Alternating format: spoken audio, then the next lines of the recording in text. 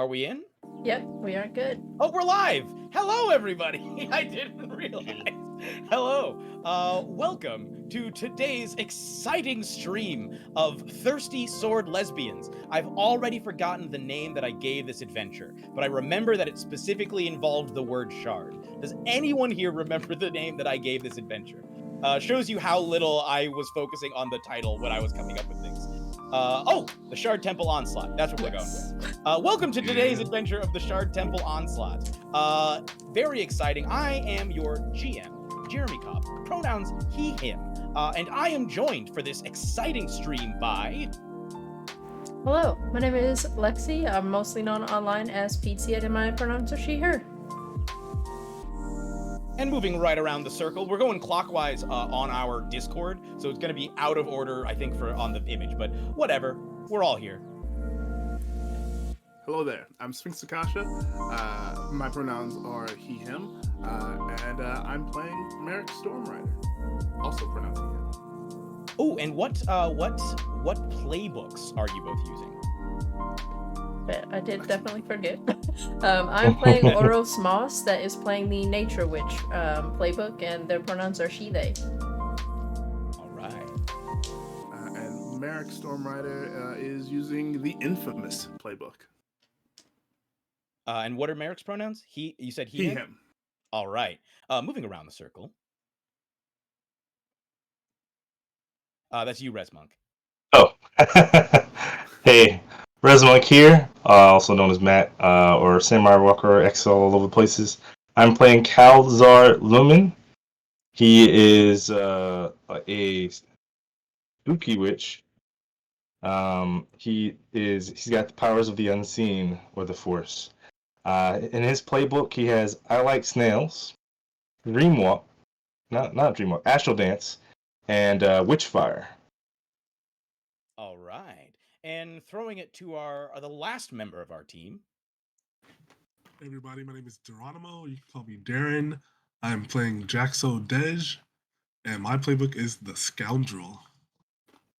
Okay, so as I mentioned, we're going to be playing Thirsty Sword Lesbians with lightsabers in this case. It is a game of romance, of queerness, of adventure, and above all, collective storytelling.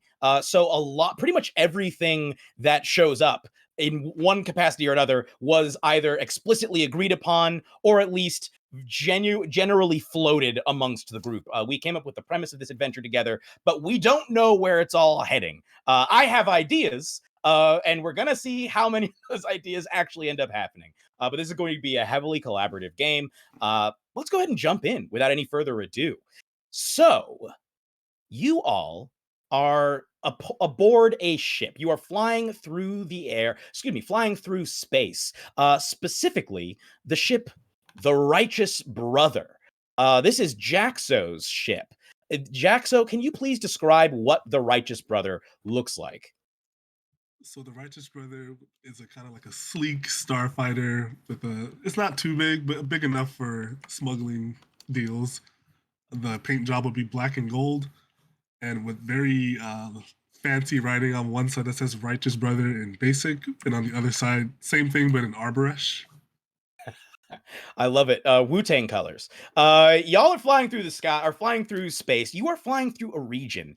We are taking place right on the outer rim, way out. This is not Republic space.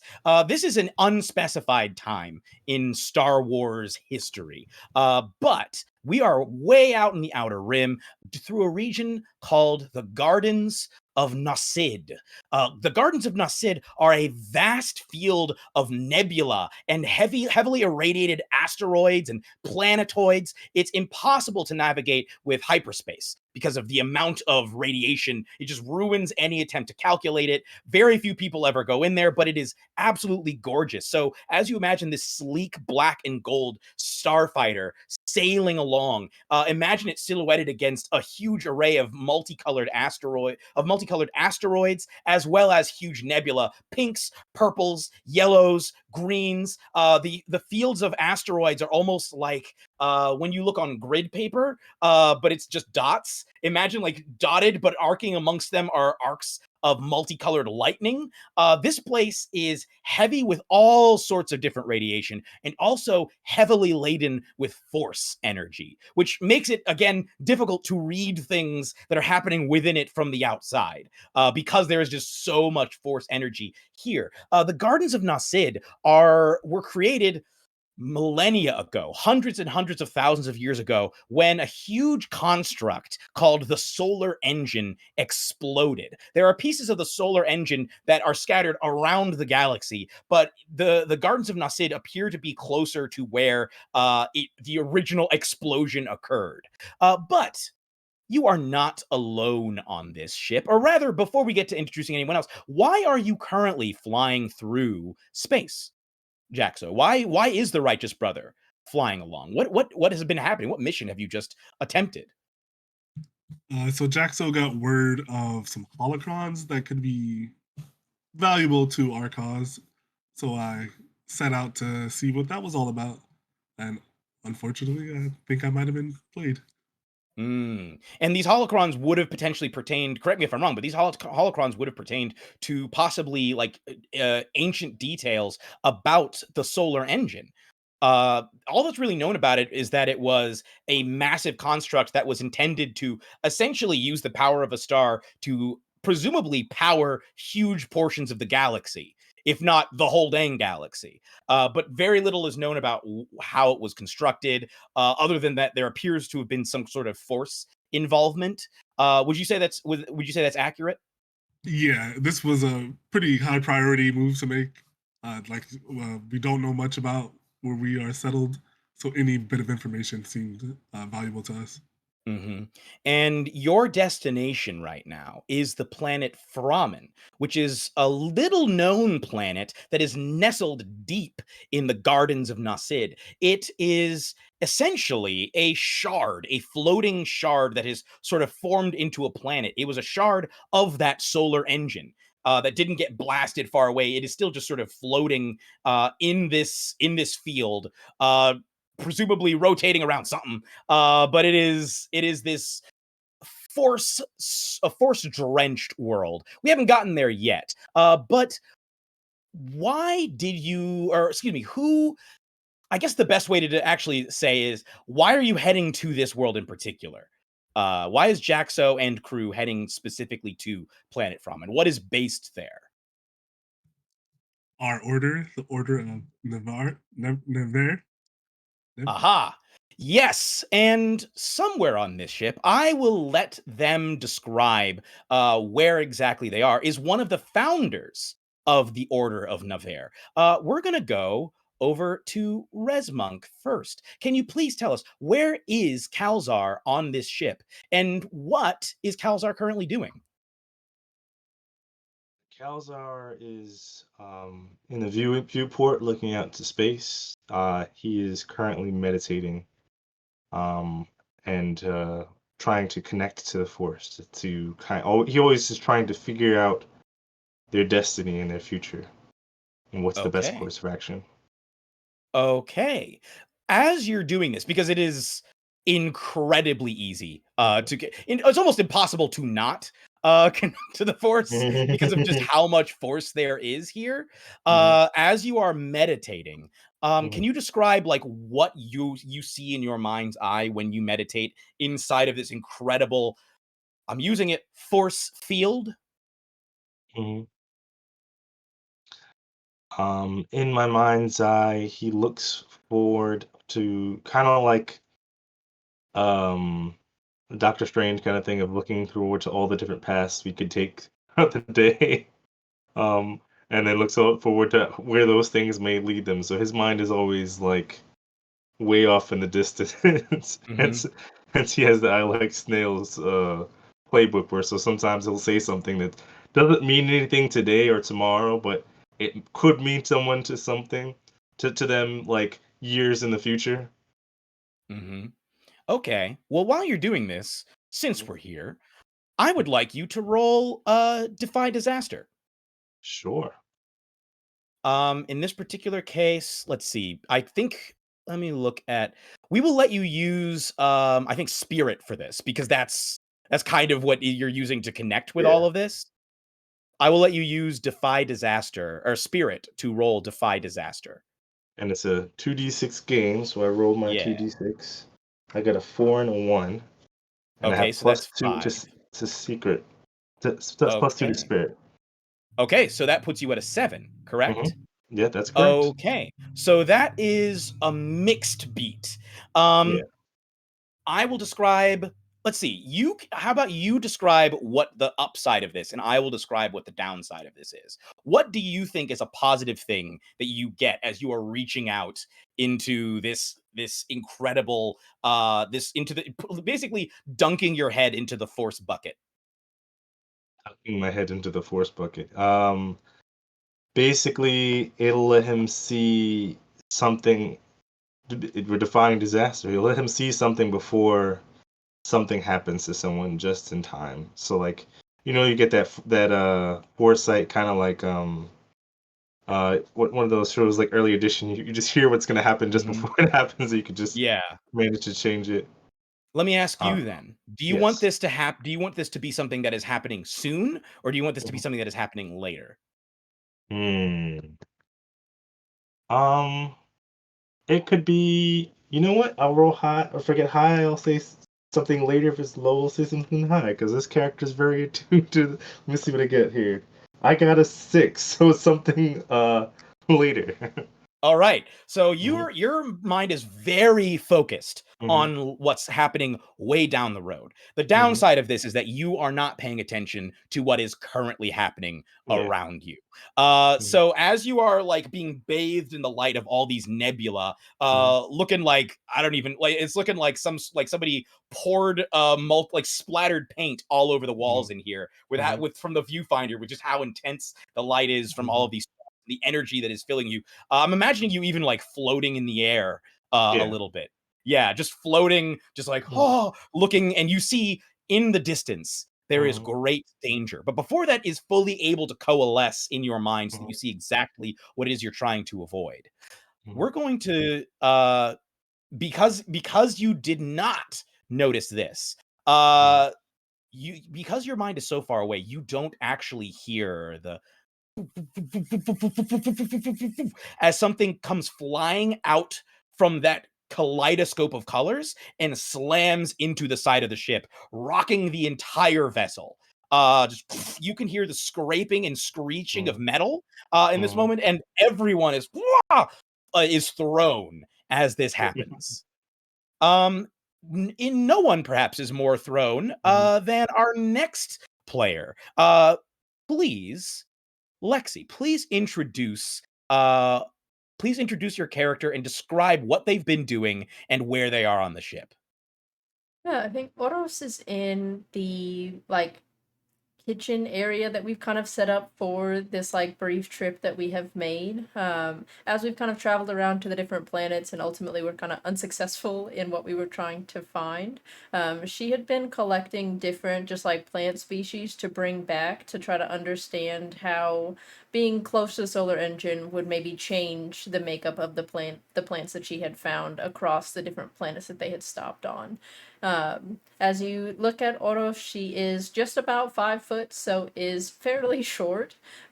Typically wearing some sort of like flannel type vibe when she's not fully in the robes of the order. She has kind of shoulder length locks, and it's just like you see her typically walking around with some sort of walking stick that she almost always has with her. And depending on when you see Oros, you will see that like sometimes it looks like just like a small bird is flitting around her. Sometimes you'll catch that it more so looks like some sort of combination of like a mouse or ferret type situation. It's kind of dependent on when you catch her. And you notice oftentimes that she's like almost seems like she's having a conversation with the creature that's flying around her as she goes about her different duties around the ship. All right. And I think that little creature, Alloy, is currently, should we say, in his little dragon form, his little dragon Yeah. with crystalline wings. He's sitting there. I'm imagining he likes to sort of hang from your locks. and just sort of crawl around your hair like it's a jungle gym. And is currently just clinging onto one, sort of idly swinging in a circle. And as the entire ship suddenly, you hear him, and just spit out like a little bit of puff of air. He's and flaps his little wings. You are thrown off of your feet in this moment, along with all of like your samples. Everything you've collected is, and you find yourself in midair, just sort of suspended for one beautiful moment. And as you are floating in midair before anything has like fully fallen, you hear the voice of Verdant come to you and say, "Danger is close. Danger is close. We may be meeting soon." And that voice disappears as you snap back into focus. You are present in the room. What would you like to do? Are there any moves you would like to make, or is there anything you would like to do as you are flying through midair? I'm not sure like what the move would be, but I think like first instinct after hearing like not fully processing the message that they just got from Verdant, but just being like, "Oh no, I worked so hard to keep these things straight," and is attempting to like use the force to make sure that the plants don't like essentially explode around the area and kind of keeping them as put together as possible. Mm-hmm. I'm actually happy for that to not even be a move. I'm happy for you to just like Bet. reach out with the force instinctively and just suspend that that area, like that whole room. So there's just a bunch of floating plants now, with you in the middle. And I'll say that Alloy is also like just sort of like drifting by, trying to flap his wings, but also being suspended by this force energy that you just put out. Is there a visual component to your force powers as you use them? I know that normally in Star Wars the force is invisible unless it's lightning, but come on now. Do you have any cool flair with your particular force energy as you use it? I think more so it is just like a vibe that you feel when Oros is connecting with the Force. And so I think I forgot to mention, but the full name is Oros Mas. And so similar to the feeling of like softness and a like gentleness that you associate with like moss as it exists in the world is the general sense of how it feels. And then maybe just like slight golden, just like glitter as like the force suspends the plants in the air so that they don't like make a mess in the area. Mm. As you reach out with the force and connect in that moment, I think you also feel emotions coming from all of the other force users on the ship. I think right off the bat, because he's so immersed himself in the force, you might feel Kalzar's presence. The two of you are able to sort of connect telepathically in this moment. In fact, all of you are able to, but we'll start with the pair of you. Kalzar, do you have anything to say as you feel Oros's mind reach out and touch yours?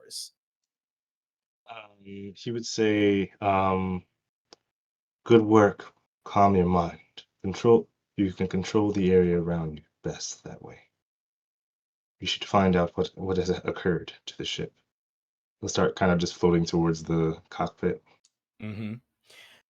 Do you so both of you, I would imagine, start making your way then towards the front of the ship? Yeah. Mhm. All right. You would also, though, feel the presence of another mind. Merrick, where are you on this ship and what have you been doing?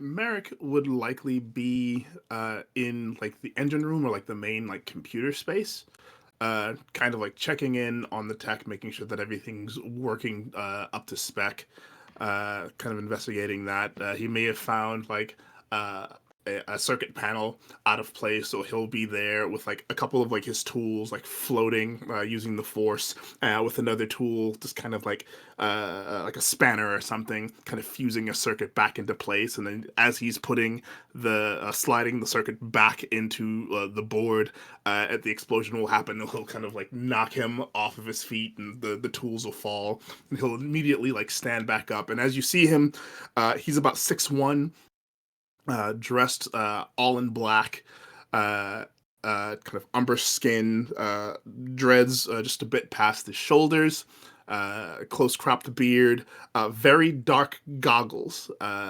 over his eyes.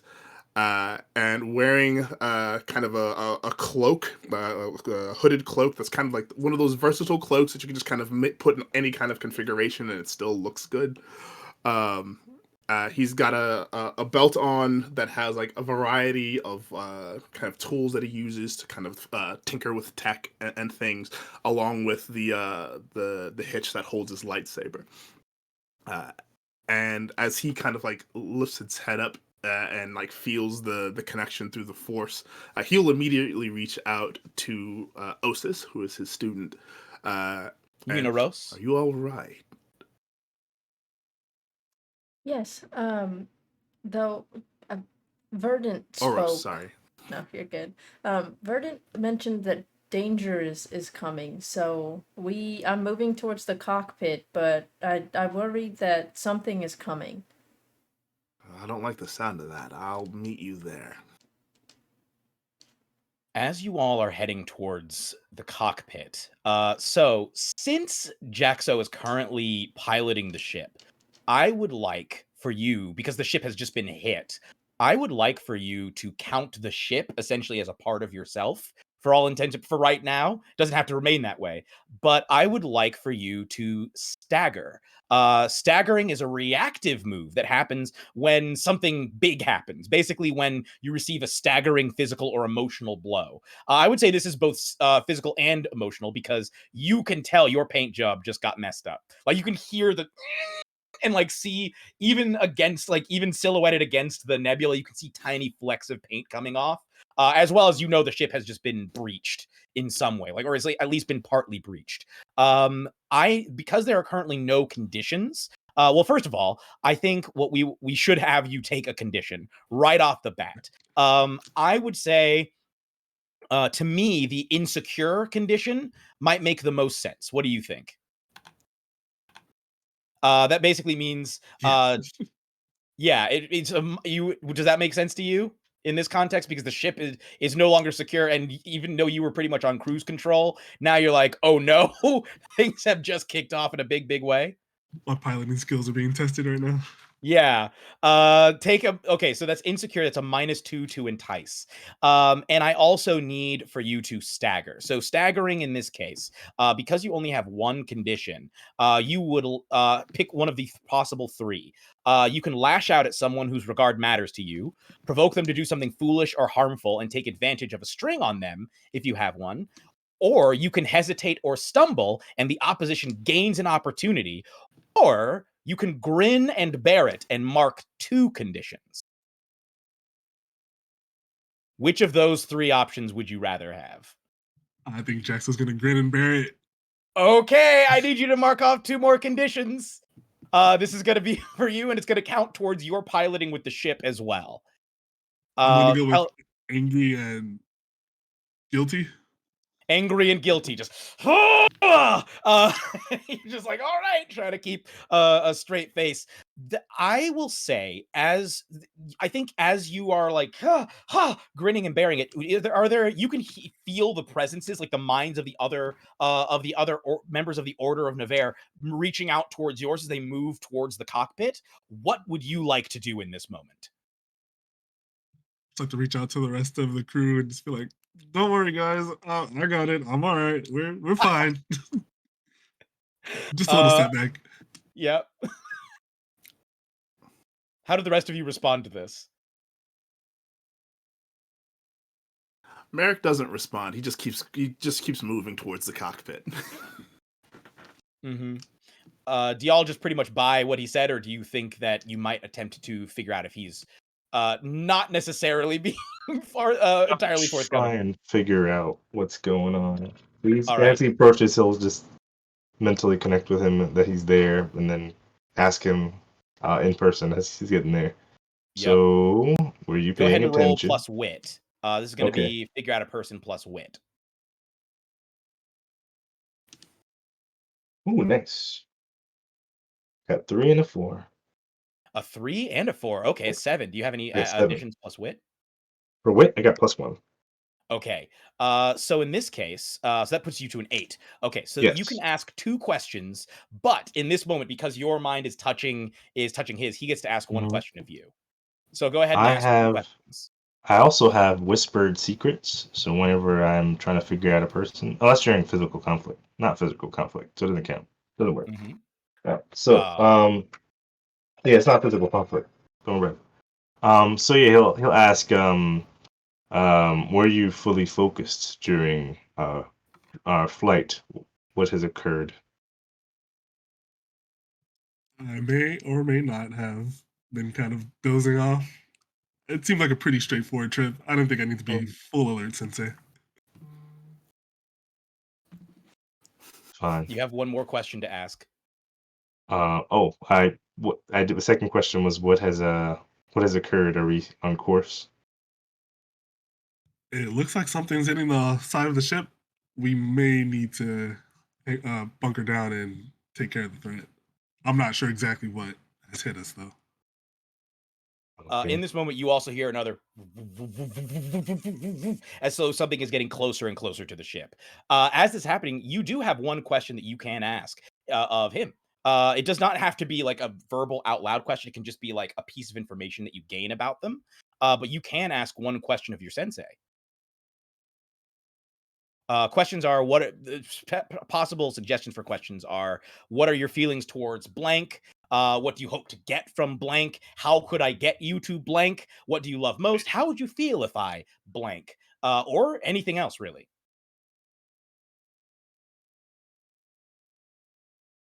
I would ask, I noticed you were in the viewport. What were you trying to gain or knowledge of, Sensei? The usual. Try to find lay out our day and use the force to guide us. All right. As you again hear that getting closer and closer, you know this is going to slam into you. What would you like to do? Like if you can tell, you're getting jumped right now. Now that there's a second one, you are officially getting jumped. What would you like to do in response to this? Danger moves in this case would involve fighting, defying disaster. You already staggered. So would you rather fight or would you rather defy disaster? What do we see? So as you like reach the front, it sounds like you don't see anything in front of you. It sounds like something is coming from behind you. In terms of the ship's sensors, it seems like something is being. Sensors are very difficult to operate out here because of how much radiation there is. So if you are able to get a visual lock on somebody, that's basically your best bet because sensors are all over the place. Whatever it is seems to have been able to bypass your shields. Yeah, I would like to defy disaster and kind of figure out what is exactly like jumping us right now before I take any sort of offensive actions. Okay. In this particular case, which one would you use? Would you use daring, which would be like might, endurance, or courage, grace, which would be swiftness or elegance, heart, which would be charm or social insight, which doesn't seem to fit as much in this case, wit, which would be cleverness or knowledge, or spirit, which would be willpower or metaphysical skill? To me, it looks like grace seems to be the one that fits the best. But I'll let you contribute to this as well. Which one do you think fits the best? Could I go with daring? All right, let's go daring. Roll plus daring. For those of you who don't know, all rolls in this game are 2d6 plus the appropriate stat. So I rolled a 5 plus 2 daring, so 7. Okay. If anybody would like to try and influence this, you could, like if you have a string, for example, if any of you have a string on Jaxo, you could attempt to like reach out through the force and help guide him through this because that is a mixed beat. I'd like to do that. Okay. And I'll reach out to him telepathically, and we'll say, "It's all good, Jaxo. It's just like that one time above Naboo. We've got this. You've got this." All right, go ahead and burn a string. That would put you at 9 originally. What number did you have? Oh, I'm at a 7. You had a 7, even with your pluses to daring? Yes. Okay. I'm gonna say, as far as I'm concerned, that can go ahead and push you up to a 10. That can give you a +3 in this case. Go ahead and describe for me how you'd succeed on this with style. And in addition to this, you can also learn new information, discover a new opportunity, or gain a string on someone. You choose. Okay, I think Jackson would just kind of, like both of the sensei said, just take a breather, relax, take a deep breath, close his eyes, and kind of use the force to kind of start flipping switches on the righteous brother, pulling all kind of knobs, just kind of make a quick turn, just to kind of avoid disaster. And what was it that you said I can gain from this? In this particular case, you can gain, um, you can either gain new information, discover a new opportunity, or gain a string on someone. One of those three options. So as I'm like trying to maneuver the righteous brother out of harm's way, could I gain an opportunity on what's attacking us? Okay. I will say that I'm imagining because you can tell the attack is coming from behind you, because your sensors are not useful, you are able to you basically spin the ship around just as you are able to dodge, and what you see blasting by is something that I think makes your heart sink and your mind twinge with familiarity. You see that a small pod bearing a number of what look like large hooks, is blasting by. It looks small enough to hold a single person, and it is currently flying by. You recognize these. You know who carries these around their ship. This is one of the attack pods of none other than Scar Sharptooth.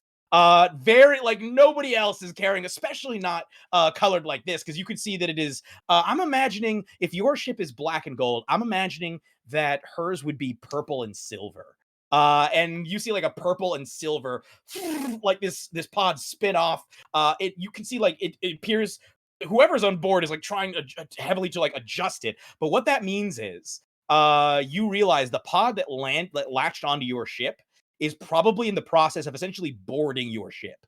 It is currently carved, like wherever it is probably carving a hole through the hull of your ship to implant whoever is on it onto the ship. They are in full attack mode. You are being boarded, actively boarded. And you spin around and you see, I think all of you who are up in front would see the familiar sight, the familiar sight to those of you who have perhaps dealt with bounty hunters before, in particular Scar Sharptooth. You see her ship, the Viper. The Viper looks like a huge fang, a huge purple and silver fang with multiple other like hooked fangs coming off of it.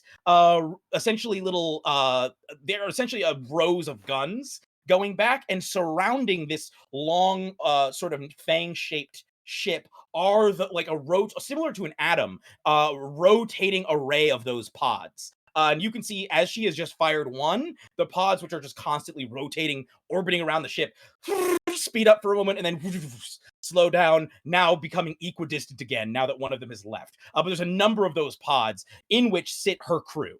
And as you gain this opportunity, you realize, because you just caught her like in the midst of sort of reloading, you can attack back in this moment.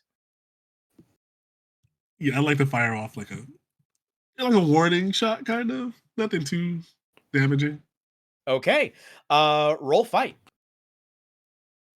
In this particular case, it's going to be either plus daring or plus grace. I'm guessing you want plus daring. Yeah, a little bit daring.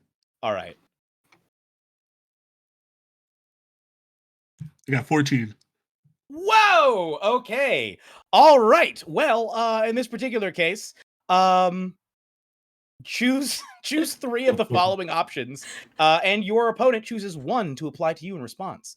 So there are four options. Number one, flirt with or provoke your opponent and gain a string on them. Number two, through violence or cutting words, inflict a condition. Number three, create an opportunity for an ally through prowess or distraction. Number four, take an object from your opponent or seize a superior position. Three of those options. And they get to pick one on you.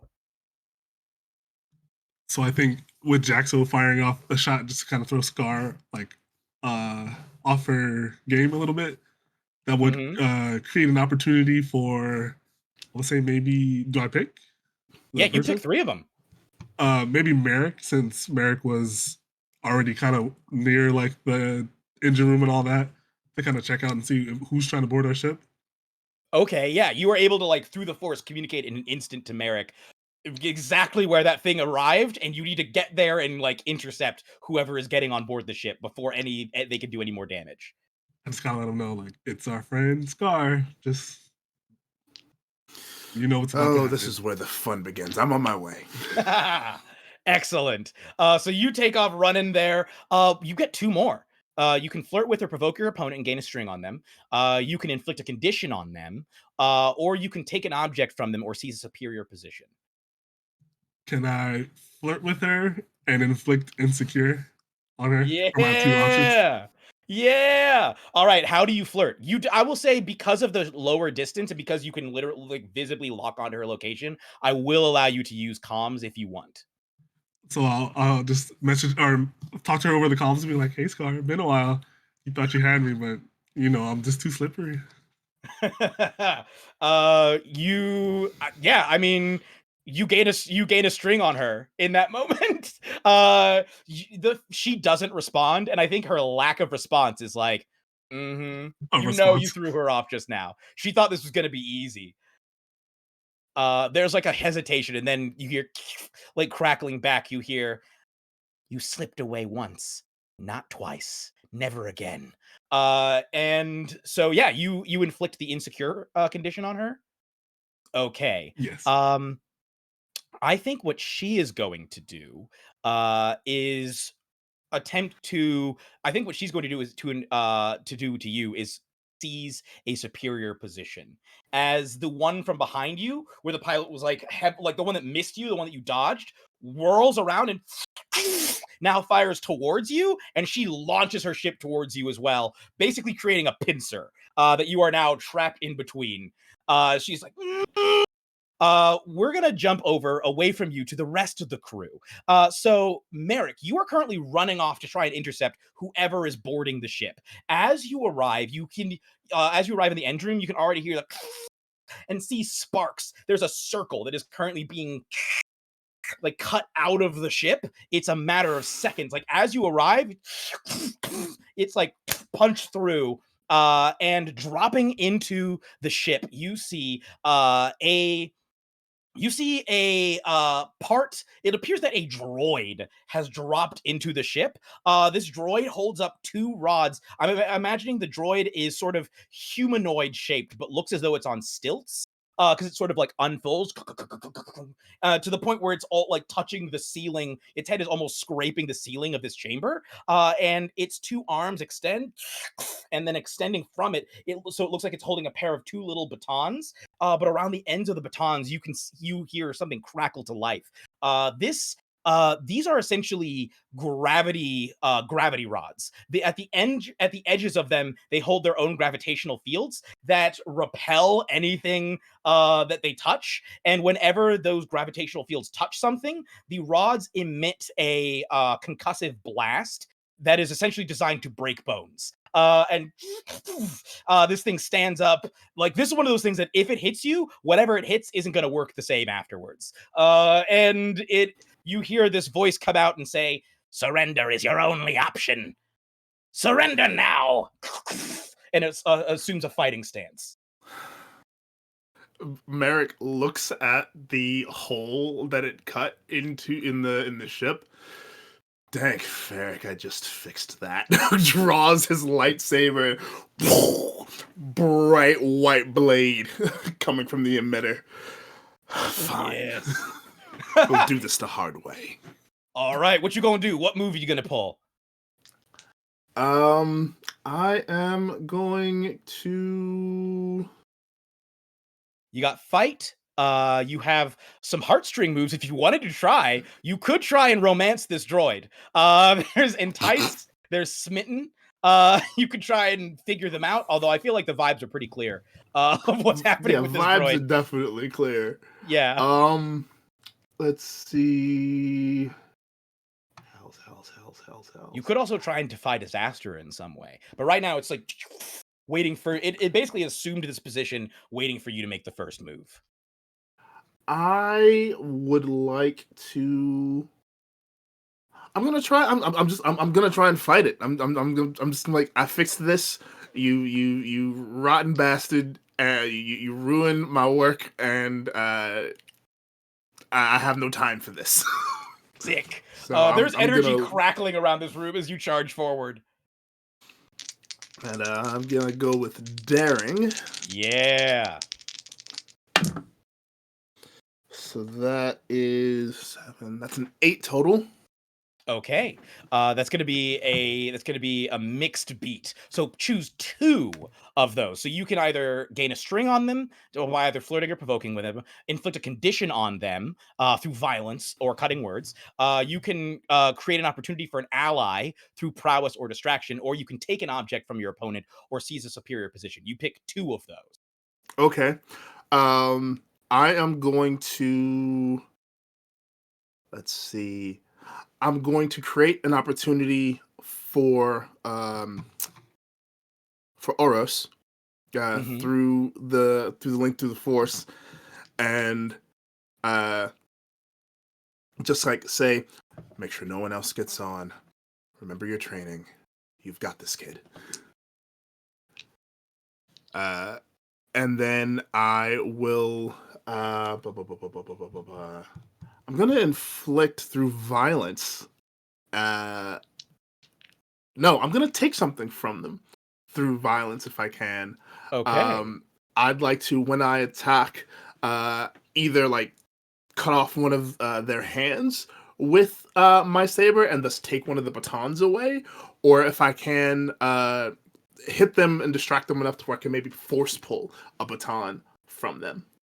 Okay. I love the second one just because we were talking about using force powers. I love the idea that you charge in, it tries to swing down on you. You fully like block its swing down with the force, just parry it, and then swing at its feet so that it has to like it's sort of like it seems to just retract its feet up into the air. Like it jumping is just like its torso stays in one place, but its legs just come up as you swing beneath it. And as that distraction happens, you can feel some of the gears in its arm loosen their grip on this thing, and you're able to and tear off its hand, its mechanical hand, along with the gravity rod as you tear that off. And you have disarmed that. Well, literally, disarmed disarmed it of one of its gravity rods. It appears that you're not sure if it actually has pain sensors, if it was just programmed to be like whenever it was hurt. But it lands.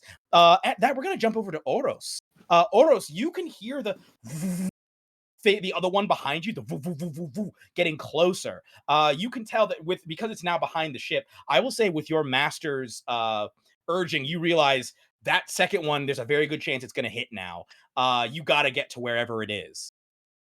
Yeah, I think I would like instead of making my way continuing on to like the front of the ship and the cockpit, I will try to navigate to the part of the ship where I sense like the second one is gonna make contact.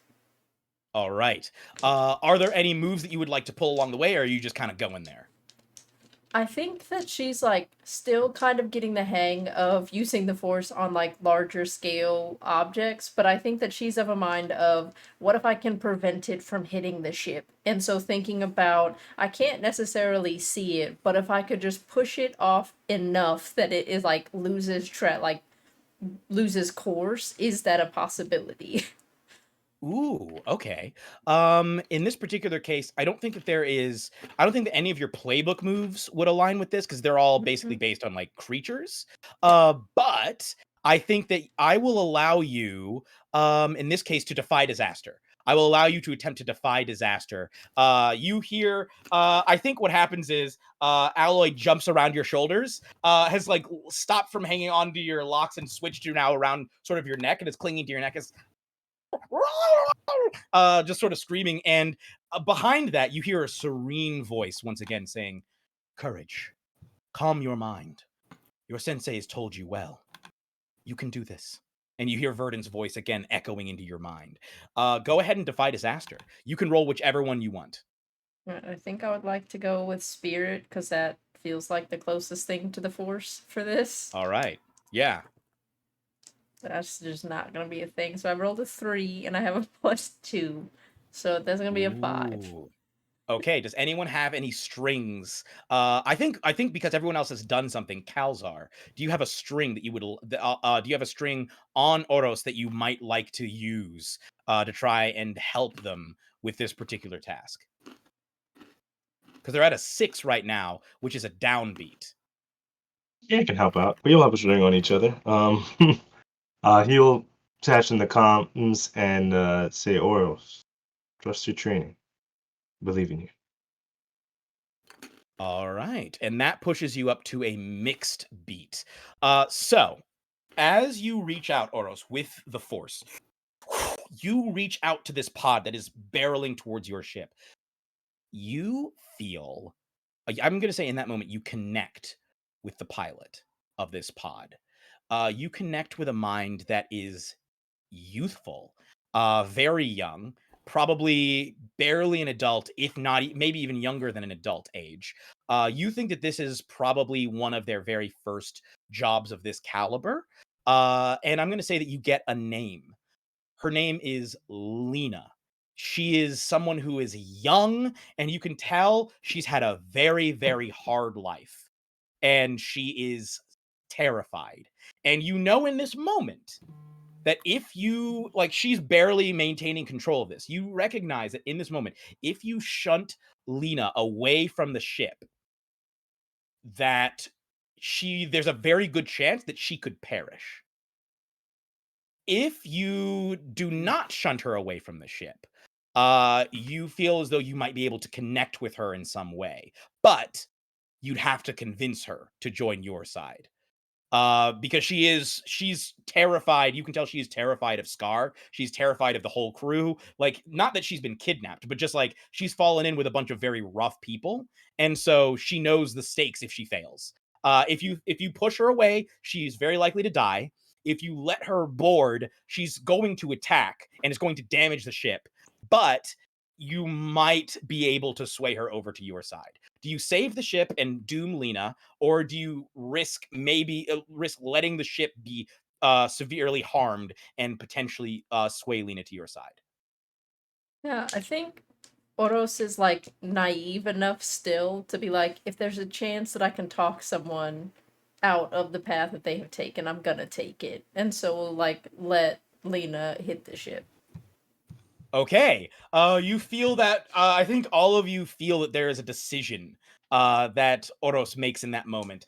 And sure, like a split second after that, you feel again the ship shakes. I'm going to need unfortunately Jaxo to stagger again. This is going to I'm going to say that well, you will currently have 3 conditions. You can grin and bear it, or you could do one of the other options, which, just to remind, you can, if you choose, you can choose to hesitate or stumble, and the opposition gains an opportunity, or you can lash out at someone whose regard matters to you, whether that's to provoke them to do something foolish or harmful, or to take advantage of a string on them, and in the process, take advantage of a string on them if you have one. I think I'll hesitate and stumble. Okay, and the opposition gains an opportunity. I think you sort of like let go, and that's all the opportunity that she needs. You hear as more and more of these pods are shot out at the ship, and you like it's you're not going to be able to dodge all of them. Now that she's deployed this many, like she's not in this. You shot a warning shot. She's in this for keeps. She wants you guys. This is going to be bad. There are more pods being shot towards the ship right now than there are people on the ship. So those go spiraling off. I'm going to say that by this point, Kalzar, you also have reached the cockpit and can see this happening and see that I think all of you feel Jaxo's hesitation and feel Jaxo's insecurity. Currently, you are at 3 conditions, right? Your 3 conditions are what? Insecure, angry, and guilty? Guilty, yes. I think you start to feel hopeless because now you realize you can't. My ship. Yeah, it's like, oh no, this is gonna get ugly. So that's going to be 4 conditions for you. Kalzar, what do you do in this moment, seeing that this is happening?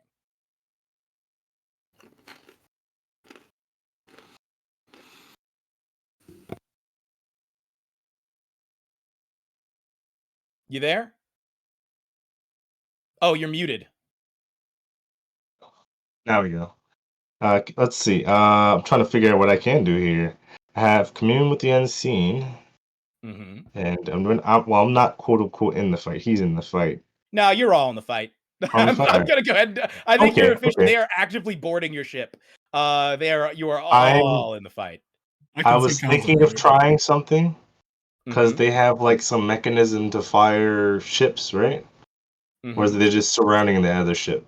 It's sort of like electrons surrounding a nucleus. They're Ah, firing gotcha. off these little pod ships at your ship, but their ship also has guns. Like all of those Okay. hooked teeth coming off of the huge fang, those are guns. She just hasn't Oh, tried really? to Okay, like destroy your ship yet. gotcha.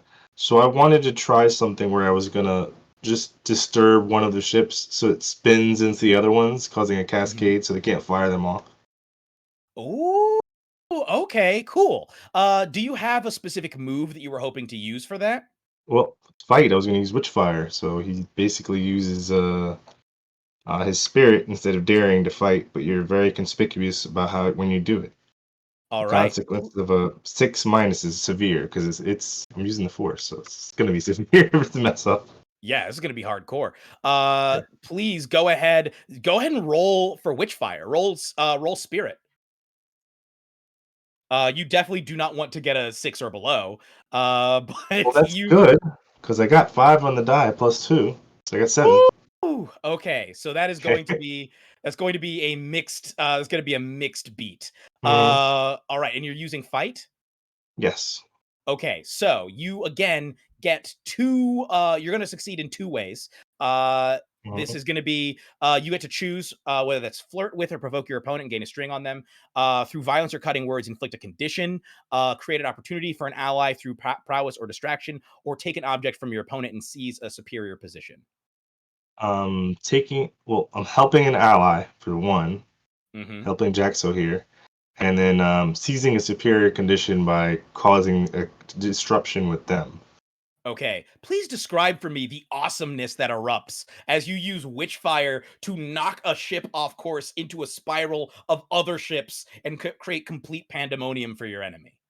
So he feels the chaos and kind of like as he walks, but as he walks, it's almost like floating.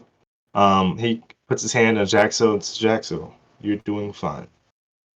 And then just kind of waves his hand as the spinning ships, there's some complex orbit around the ship. Just one goes off and it just causes a cascade as they knock into each other and they spiral off in the distance, like in the end of the Star Wars 4, he's like spinning around, they're Yeah. all going off in the distance. um, and it actually causes one of the ships to knock into one of the guns that fires onto the ship, so there's a few less guns aimed at us. Okay. Yeah, you reach out. I'm gonna say that even as you do this, because of all like the force energy that is around you, Mhm, just because of mhm, where you are, one of an arc of lightning just off of one of the nearby asteroids, mhm, and it like connects through all of the ships and just sort of mhm, hooks them together.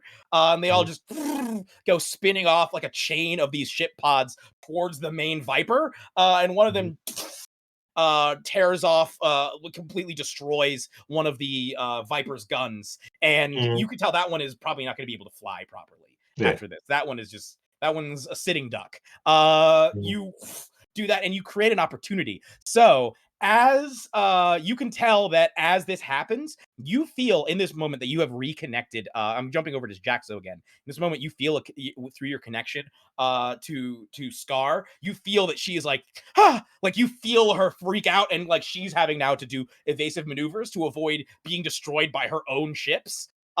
You feel like you have an opportunity. What do you do? I think I'm gonna fire back again. This time, not less friendly than before.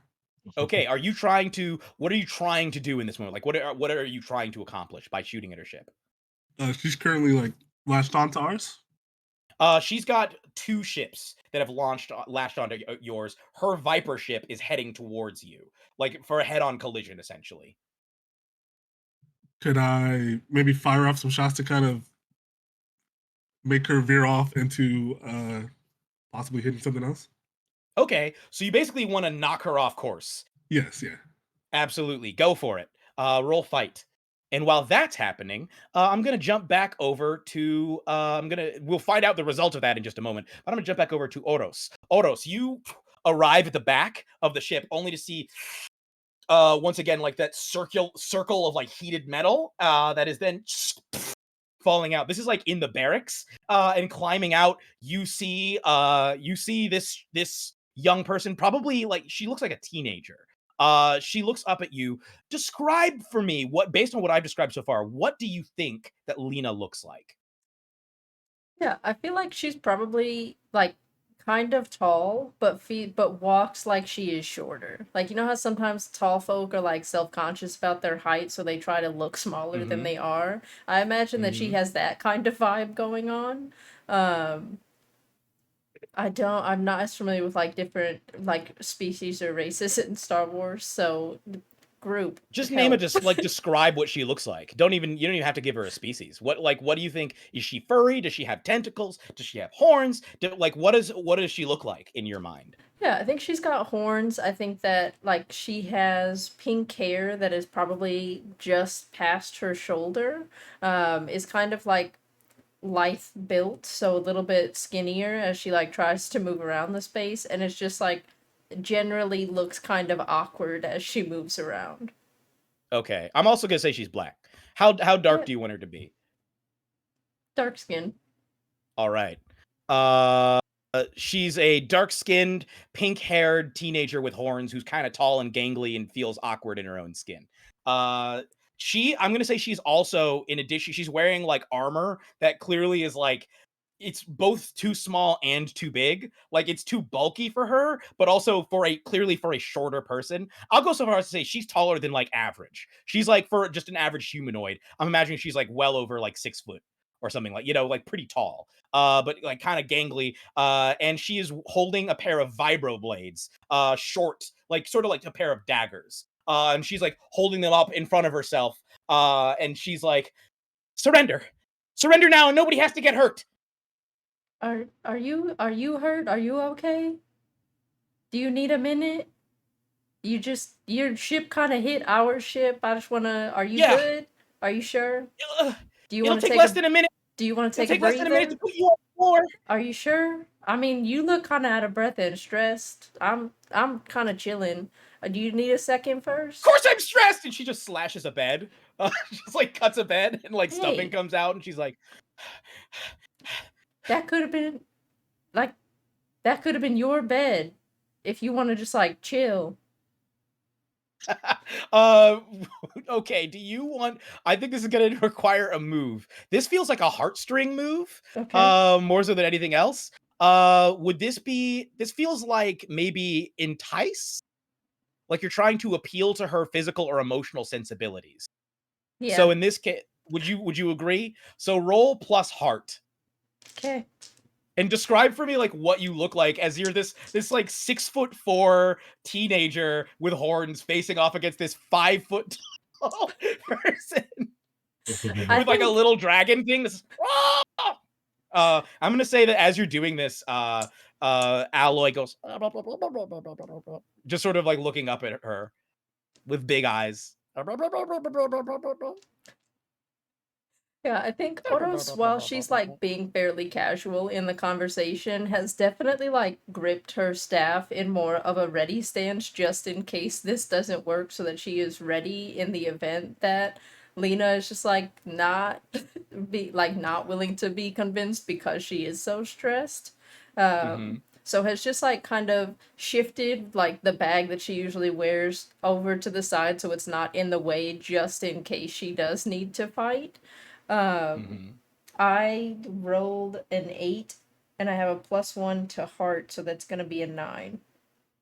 Okay, so in this moment, you gain a string on them, unless you would decide to choose, unless you would rather that they choose one. Like you could either gain a string on them, or they have to pick one of the other three options. So I would pick that one of the other 3 options. Would you rather gain a string on them, or would you rather? The 3 options are get flustered and awkward, promise something they think you want, or give in to desire. Would you rather they pick one of those, or would you rather that you just gain a string on them? I think 'Cause I this would is a rather mixed. gain a This is a mixed string on one. them. Okay. You see that she looks around the room, glances, sees that there's like a little container of water, and she's like, "Okay, stay right there, and just holds out one of the blades, turns one of them off, hangs it on her belt, sort of sits down on the bed, reaches over. You could tell she's holding out the wrong one, so you have to reach across herself. Still holding out the blade, grabs the container of water, hand visibly shaking as she's like raised it to her, just and just like spilling some. Just like fully drinks, drains the whole thing, and then just. And then sets the thing down and picks up the blade. It's like pointing the wrong way. She's like, ah! And then points it out towards you. I think at this, Alloy goes, and like jumps off of you and then sits on the bed next to her and just looks up. And she like points one of the blades at Alloy and points one of the blades at you. And she's like, we're taking over your ship. You need to, sorry, you need to surrender. Oh, I drank that too fast. Sorry, wait. That's cold. That's really cold. Ow, ow, ow. She just sits there for a moment, still, ow, stay there, ow. Okay. You still haven't surrendered.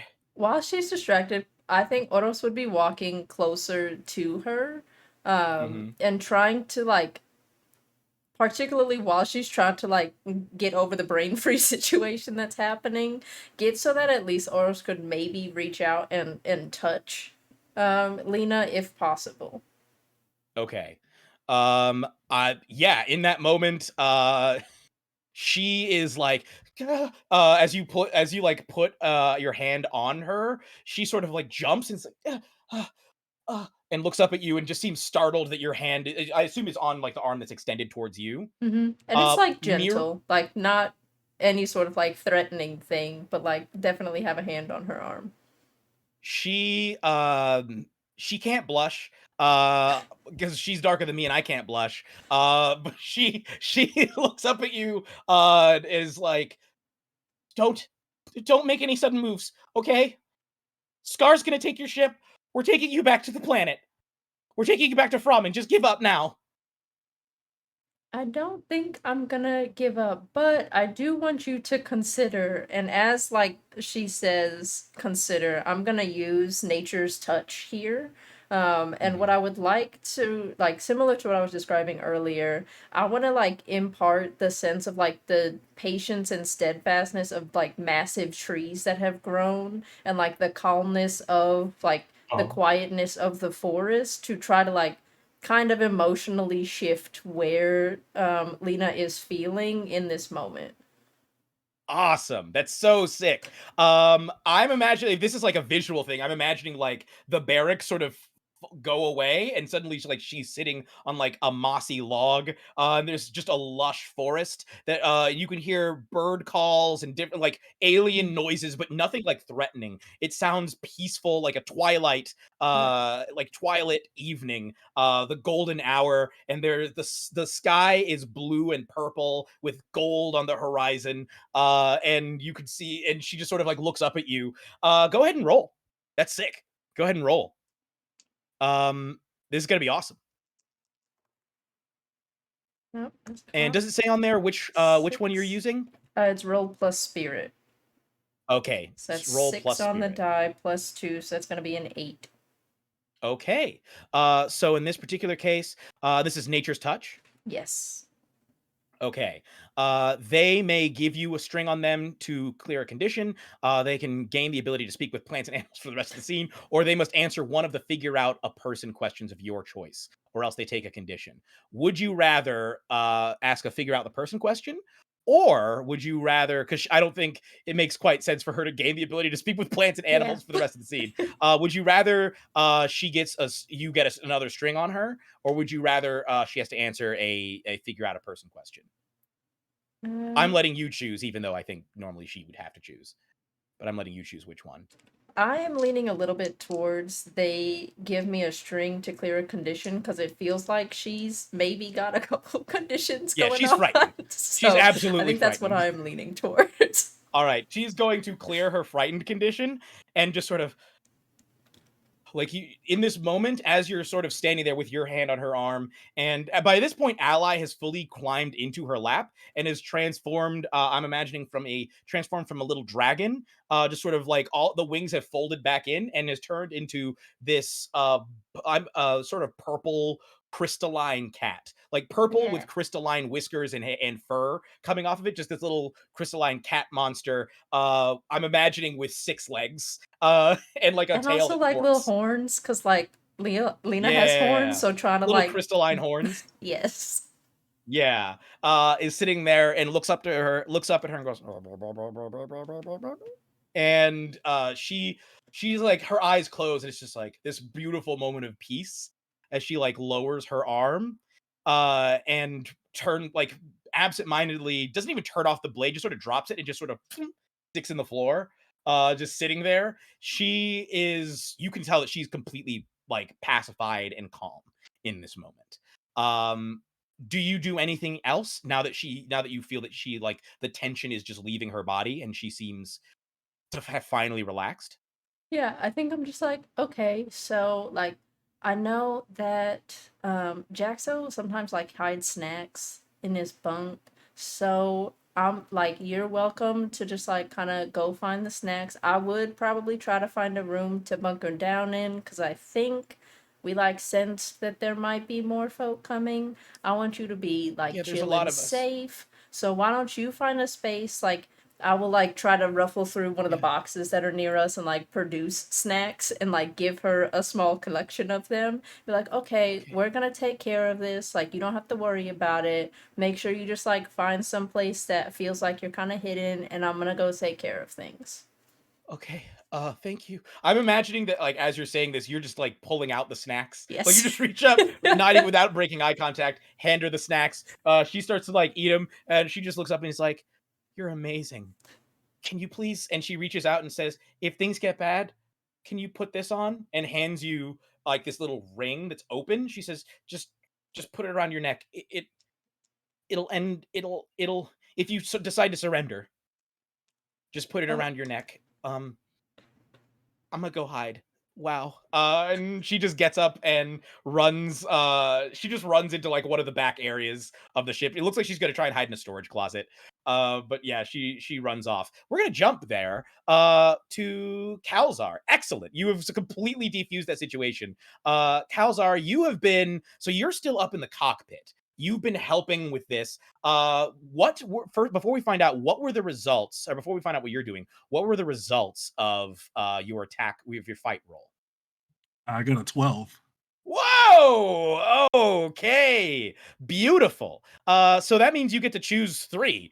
You can either gain another string on your opponent, you can through inflict a condition on her, you could create an opportunity for an ally through prowess or distraction, or you can take an object from your opponent or seize a superior position. You get to pick 3 of them, and she picks 1 on you.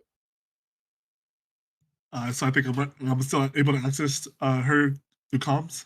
Oh yeah. You So I think also I'm are gonna. like feeling her energies now, like through this area, this force soup that you're both sitting in. You can feel it's like if you're under in a force ocean, like in the sonar, as if she's like a whale sitting up like, "Woo." Like you can feel, you can hear her, you can feel all of her feelings in this moment. Like you're through even the string you established, you can feel the connection happening. So I think I'm gonna use the force to kind of like, or really like focus on the force. I think it would deepen Jaxo's voice, kind of give it like a kind of vibraty kind of sound, and kind of just reach out to her and say, "Do you remember the night we got held up by the Crimson Dawn? And do you remember what I did to them? Yeah, the same thing's gonna happen if you don't back off. I would like to inflict the frightened condition on her. Yes. Can we have a very short flashback of the pair of you facing off against the Crimson Dawn?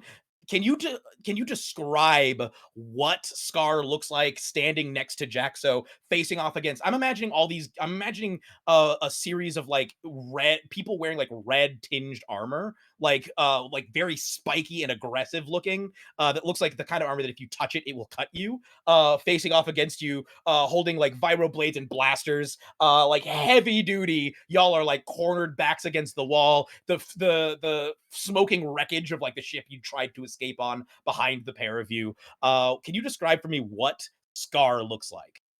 I would say Scar is probably but the Trandoshans are pretty tall, so like 6 feet tall. Uh, excuse me. Black scaled, red-eyed Trandoshan female. She has the kind of typical space cowboy kind of look to her. So wearing like a sleeveless duster, like guns, blasters holstered on her side, little hat. Does she Uh, have guns as well? Are the guns on full display? the guns are on full display. Yeah. She's pretty built. Has like just one spiky pauldron made out of bone of some kind of creature, and greaves made of also the similar bones, but creature unknown. Awesome. I'm imagining because if y'all are not familiar with a Trandoshan, they're like reptile people. I'm imagining like reptile Serena Williams as dressed as a cowboy. Would you say that Yeah, that is accurate? 100% Okay. accurate. So she thick. And she's standing there built, facing off. I'm imagining that like what do you do like to face off against all these dudes? Because like what is it that because her mind goes back to that moment. Like I'm imagining like the sun is setting, it is nighttime, it is cold out where you are, like she's shivering, arms exposed. What do you do? Like what did Jaxo do to these people? I think kind of realizing what the position they were in, kind of just really took the time to remember some sort of Jedi training, to hunker down, really trust the Force. I imagine kind of like an aura starting to glow around him, kind of like a goldish aura, kind of like his fro kind of just wiggling as if the Force is kind of moving it in the wind. And Yeah. all of these like Crimson Dawn soldiers taking shots at them, but Jaxo just kind of sending each bolt back, kind of like a conductor, just they shoot, he flings it back like effortlessly. So yeah, let me set the scene even more. So as you step, like she's standing there, she knows like this feels like this is it, and you in that moment you connect to your Jedi training in a way that you probably haven't ever before, because of course it's been decades since you ever had any Jedi training, and you never really did become a Jedi.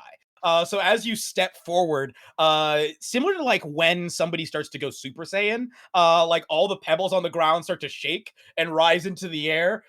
Your fro even like becomes more voluminous. As it's like it's through the power of the fro, you are reaching out to the environment, and as they like look at each other, and then and you just start and hand moving faster than the eye can see, like a blur of just all of these bolts flying towards you and then being sent back into each of them. And because of how thick their armor is, it takes multiple hits to penetrate, but they're like pouring it on. They're flipping on full auto, and you're just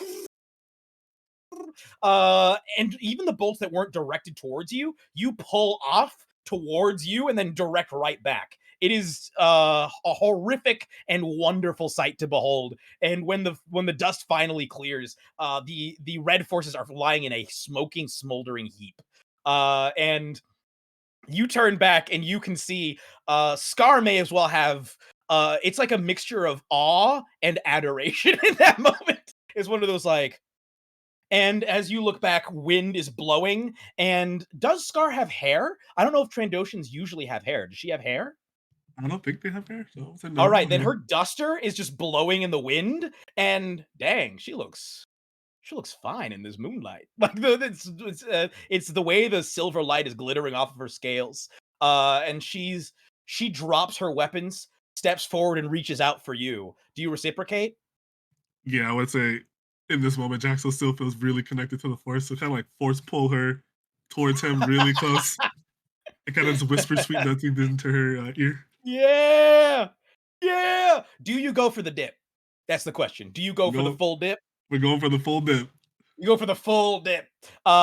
With the power of the Force, because she is built. She's a difficult person to dip.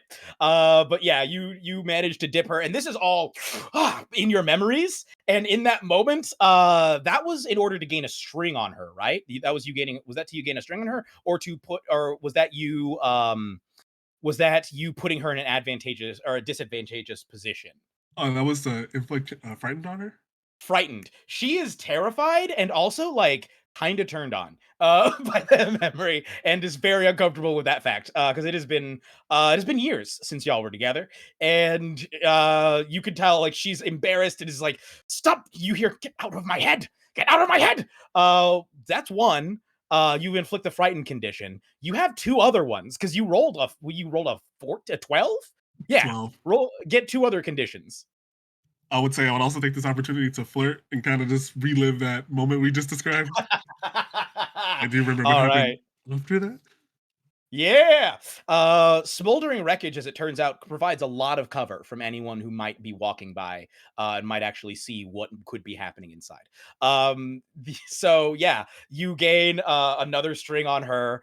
As she at this point, if Trandoshans could blush, I'm gonna say that she has like a chameleonic effect where she can actually change her colors, and you see like you can sense that her normal gray turns like a much darker shade of like more bluish black on her cheeks.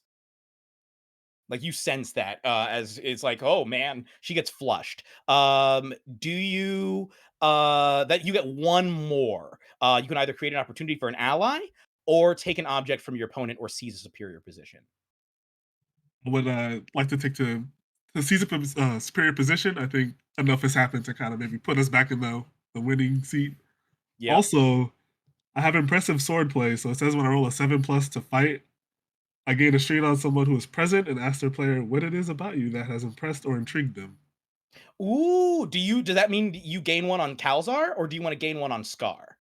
And I think it would be Kalzar, and I would ask Kalzar, like, what was it about me that made you bring me, you were gonna bring me on as your apprentice? Like, what was it about me? Going to. I brought you on. Surprised you're still on the fence about that. I brought you on because the Force brought you to me. You saw how this combat is going. You're very connected to the Force. You were able to turn the tide here. Thank you, Sensei. All right. I'm going to say you can go ahead because of how awesome this was. I'm going to say go ahead and take away one of your conditions. Remove a condition for this, for how epic this was. I think I'm gonna get rid of Hopeless. Yes. That works out and I nicely think that's because fitting. I was going I to think give that's him fitting. emotional support. that works. I will say if you want to give emotional support on top of it, I'll let him take away another one. Do you want to take away two conditions? I'll roll it. All right. Well, I think I'll take away I got to roll. Angry as well. Oh, he's got to roll. He's got to roll.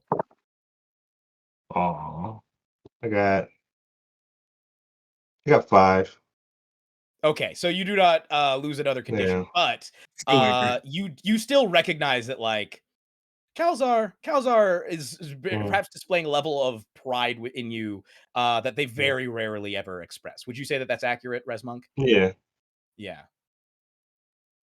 So yeah, you blast at her ship. She spins off course, and nearly like you see that she skims across an asteroid, scraping off some more of her guns. And because she's sort of spiraling at the moment, it scrapes off a whole like a spiral path of guns along the length of her ship. And the electricity from it just sort of and paralyzes the ship in place, and you can see it drifting for a moment. You are able to like basically just follow the motion, twisting your ship around, like flipping all the things that you need to flip to just like stay trained on her. In this moment, you can hear you can hear that the other ships, that the pods that have been fired off have sort of like regained some of their bearing and are sort of heading towards you guys. Currently, though, you have guns trained on the main ship. Kalzar. Now, you are up front. You can see, you watched as Jaxo just did an incredibly cool thing. You can feel, I think, through the Force that Oros has done also a very, very cool thing and seems to have formed an emotional connection. You can also feel that these pods are heading towards you, and those pods could sort of change the. You also know that Merrick has been so far dominating his fight against this droid. Like you can feel perhaps the sense of like triumph as he's been fighting against this droid.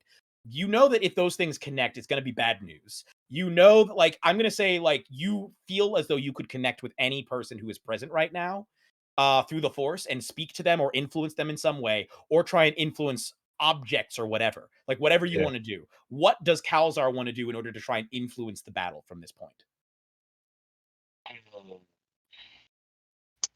Sure, I was debating whether entice or call on a toxic power in some way.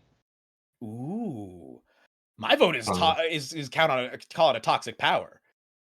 so we're in our quadrant basically already, right? Mm-hmm. Yeah, you're In within the a general day or region. two's journey.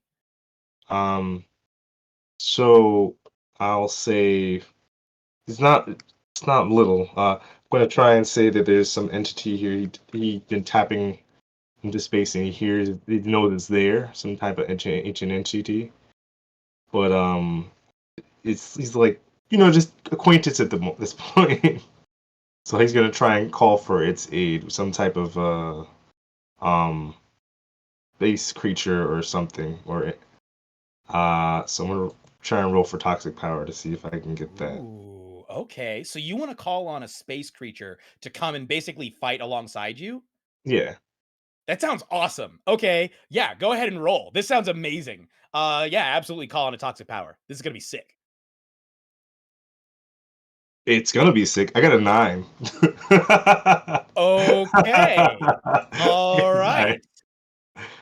Okay, so that Wow. means okay, this is gonna be sick. Okay, so I get to choose one. You have to answer a question, or in this case, Sure. answer your. I'll say it answers your call, and Hmm. I get to choose one because you rolled a 9. You did not, Yeah. and a 9 in this case is a mixed beat, not an Yeah, it's not upbeat. quite 10. Yeah. Because oh wait, Okay. it's toxic power. There's no plus to that, right? No. In this Yeah. particular case, I think it's. Oh no, you roll plus spirit. You roll plus spirit. Oh, plus spirit. Oh, so I should make it because it's 9 plus 2.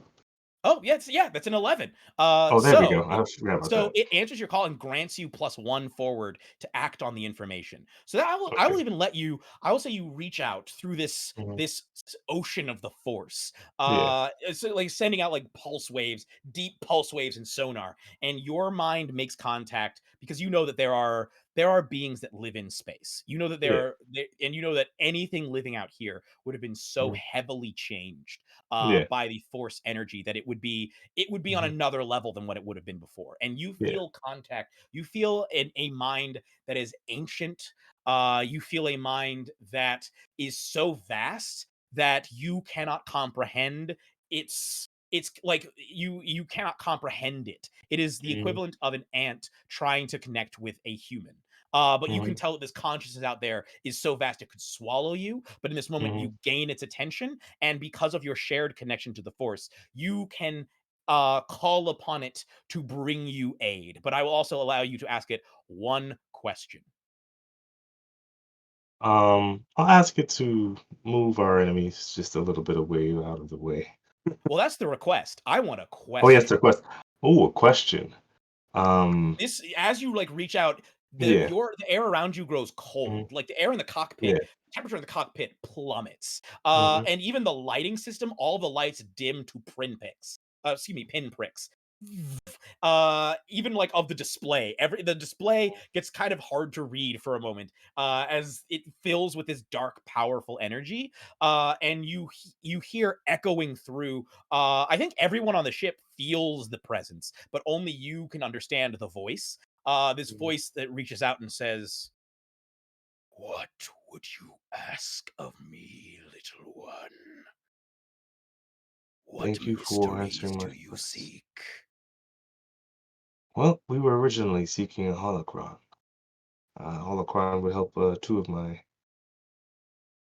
compatriots here. If you have any feeling force as to where one is, that would be helpful. You can tell that like the knowledge of a holocron, even this is like the equivalent of an ant asking a human for a crumb. Oh, that's true. Yeah. I did Like something about. I this man didn't can think give about you a something. loaf of bread. Why are you asking for a Oh yeah, yeah, this you're right. You're man right. You're bakes right. the bread. Why are you asking for a Mhm. crumb? Yeah, you're right. Like the consciousness Mhm. even like is like No, and no, no, no, that's you true. get the sense that this creature And I goes, probably could feel those out. yeah, Um, it looks at you like, man. Come on. It would ask for answer to Better than that. bigger than that. It would ask for a aid in the future in discovering more about the universe itself. As you reach out to this mind, Yeah. you can feel Nice. it. You can feel as though like a moat of darkness Mhm. floats out, darker than even the darkness that Mhm. surrounds you in the Force. Yeah. A moat. It's as though as though you took a black star and shrank Mhm. it down to the size of a golf ball, comes floating out towards your mind. It is an orb of dark potential. It is a piece Mhm. of knowledge that Mhm. as it passes within you, you feel that you can access down the Mhm. line for some piece of important information. And as Yeah. it passes through you, you feel like a profound sense of connection. Mhm. And like there's that moment Mhm. of that you had that premonition that you'd had earlier about something happening in the Mhm. future Mhm. slides into focus. So even though you do have that still potential within you, you also Mhm. get a flash of that, like that future premonition just completely comes into focus. And what Mhm. you see is the face standing triumphant over you and your companions, the smiling, sneering face of Lady Jal having claimed your temple. And in that moment, you understand this all has been a ruse. And you feel the connection not only between Lady Jal and you, but you feel a connection between Lady Jal and everyone on board those pods. You feel a Mhm. connection between Lady Jal and Scar. Mhm. This has all been her plan. And that future is now looking more likely than ever. And you sense in this moment she has already begun to triumph. And that's where we're going to take our break. We will be back in, I believe, 15 minutes. Is that correct? Yes, that is correct. All right, we'll be back in 15 minutes with the conclusion of our epic adventure. See y'all in a little bit. Bye. Bye.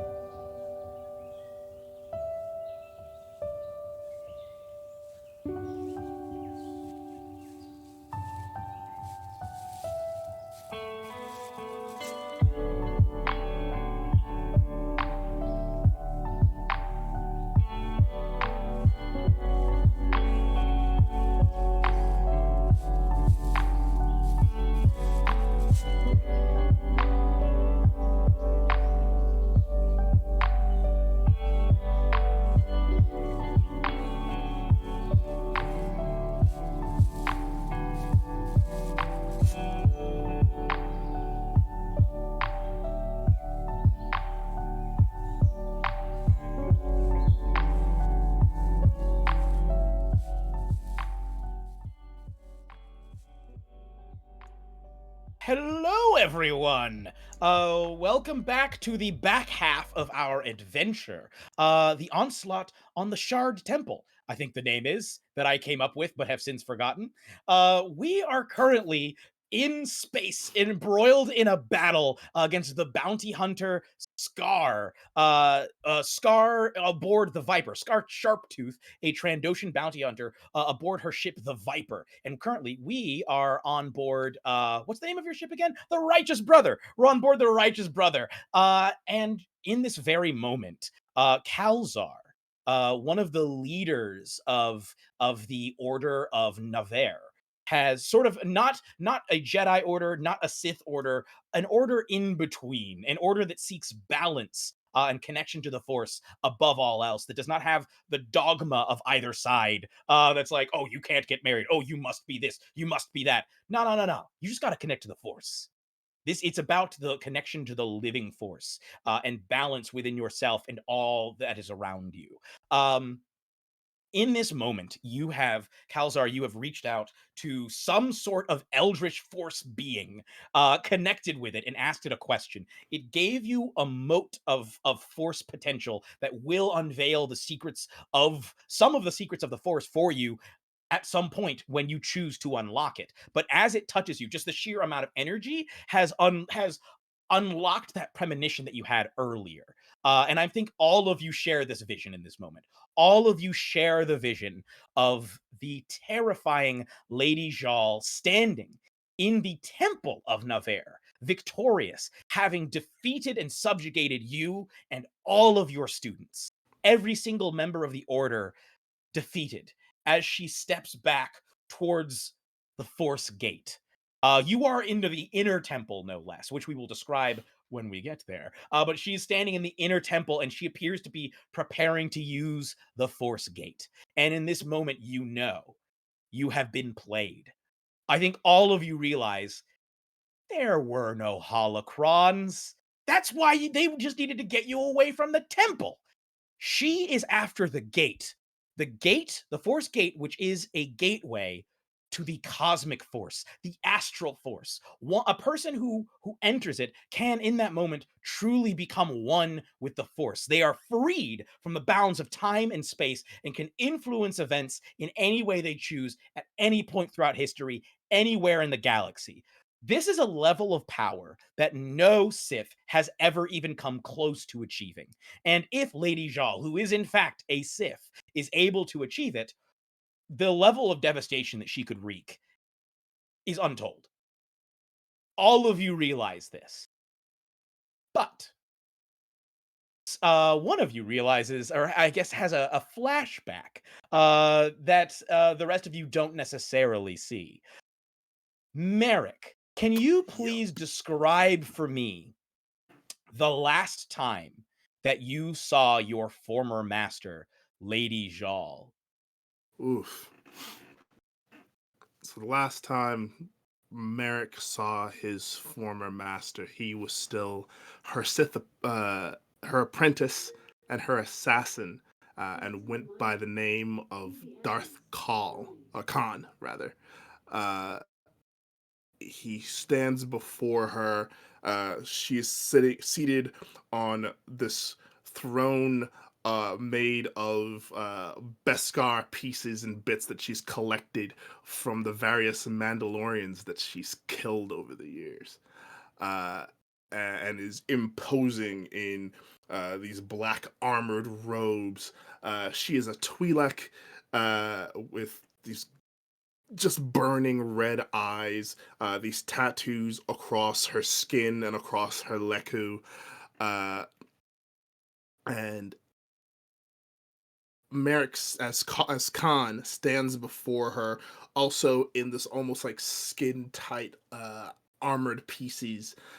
Made from a collection of plastisteel and like Beskar bits that he too has taken from some of his previous kills. But also in this flashback, it's about a decade ago, and he is bald, completely bald, wearing a mask made of Beskar that fits more like a helm, but the actual face mask bit looks more like a skull. Mm. Standing behind him is his, at the time, lover, Alania, who was a pilot for the Sith, who, as he delved deeper into this like almost pure love for her, kind of freed himself from the bounds of like anger and fear that his master set upon him. Uh, And and what in species that is moment, Alania? Before you go any further, what species is ooh, Alania? that is a great question. I'm so glad you asked. I prepared for this. I She can pitch. Could she is. be a Cathar? I can't remember what the Cathar are. I think they're cat people. Yes, she can be. 100%. Yes. Okay, let me just make sure of that. Yes, the Cathar are bipedal, feline-looking humanoids. So she looks like a cat person, Yeah. essentially. And is like in skin tight armor, dual blasters at the ready, like aimed at the other Sith in the room. And Merrick slowly removes the mask from his face and is like has his eyes closed, because the thing to know about Merrick is that he is half Miraluka, half Ichani. So he, as a result of this, was born with eyes, but is also very, very photosensitive, which is why he wore the mask all the time, and why he wears goggles now. But can see her through the Force, and he drops the mask to the floor, looks at his now the mask that he's about to reject, essentially, and basically just says, "I'm done. I'm leaving. I don't want this anymore." The sound of the mask hitting the ground pierces the silence that hangs, the tense silence, and your voice, as it pierces through that silence as well, seems as though two tectonic plates that have been pushing against each other are just about to snap in an earthquake. And you feel this force rumbling behind her voice as your former master, Lady Jal, looks at you and says, "Well, one of those is correct. You are done." And she reaches out with force energies to try and crush you. It's like as if she's reaching out with claws into your chest to try and crush all of your organs in that moment. And I think as she does this, all of the Sith begin to leap into action against you. Alania raises her blasters, and immediately she uses blasters, I think, but guides them through the Force, and actually guides the pathway of her bolts, which makes her basically a nightmare for anyone to fight against, because she can loop them. She can literally curve her blaster bolts around lightsabers, and she Hell yeah. just starts blasting, keeping all of them off of you. Like, it is those who are not immediately hit are forced to stay back and dodge, and are essentially doing all that it's all that they can do to keep her at bay, as she keeps up suppressive fire. What do you do as she reaches out to try and crush you? This won't be a roll. This is just to see what happened in your past, as she is trying to Okay. crush your internal organs in this moment. I will like project the force as well, in kind of a bubble around myself to keep her force from like from crushing me. And so like these two like forces will probably collide, I guess. Yeah, what I imagine is that her like force claws that are reaching out to try and pierce into you, they feel both cold and hot, like blades of menthol, being stabbed into you. Like it burns and freezes at the same time. But the love that blossoms between you and Alania, I think, is so powerful that it's almost as if you are unknowingly tapping into the light side energies, Mm. and I think that the force bubble that you create around yourself fills you with warmth and repels that intense, harsh feeling, and is just managing to hold her back. I think Alania recognizes that the biggest threat is ultimately Lady Jal, and she just trains both of her blasters at Lady Jal and just starts, and she says, "Run! run! I'll hold them off! And you feel Lady Zhal's energy switch from trying to destroy you to now deflecting all of these bolts, which of course Alania is in turn trying to deflect back towards her. And so essentially she disappears between a hail of swirling blaster bolts that she is continually deflecting, and Alania is continually trying to push back into her. But that creates an opening for the Sith now to charge you. You realize you have to get out of here. Yeah. And while Merrick doesn't want to leave Alania, and he will basically yell out into the maelstrom, "I'll find you! Somehow I'll find you!" And he will draw his lightsaber, and he will cut a swath through whatever Sith are in his way as he runs to the nearest ship to get the hell out of Dodge. Incredible. You flee. The last thing you're able to see as you flee this, I guess, the lair of Lady Zhal, is that now Lady Zhal appears to have deflected the blaster bolts back around towards Alania. And you look at Alania as she sees them now looping, almost a tidal wave of blaster bolts looping down, about to crash down upon her. And she looks back and makes eye contact with you and reaches out through the force. And in that moment, you feel that same warmth that enabled you to deflect Lady Zhal's power. And it is a plea. It is an expression of love. It is an expression of sorrow, because I think in this moment she knows, and you know, this is not a wave that she can get away from. And in that connection, as Merrick is leaving and sees that, he will simply say, somehow you'll get through this. Please, I love you. And you hear her say back, "I love you too." And her voice is cut off as she disappears beneath a hail of blaster fire.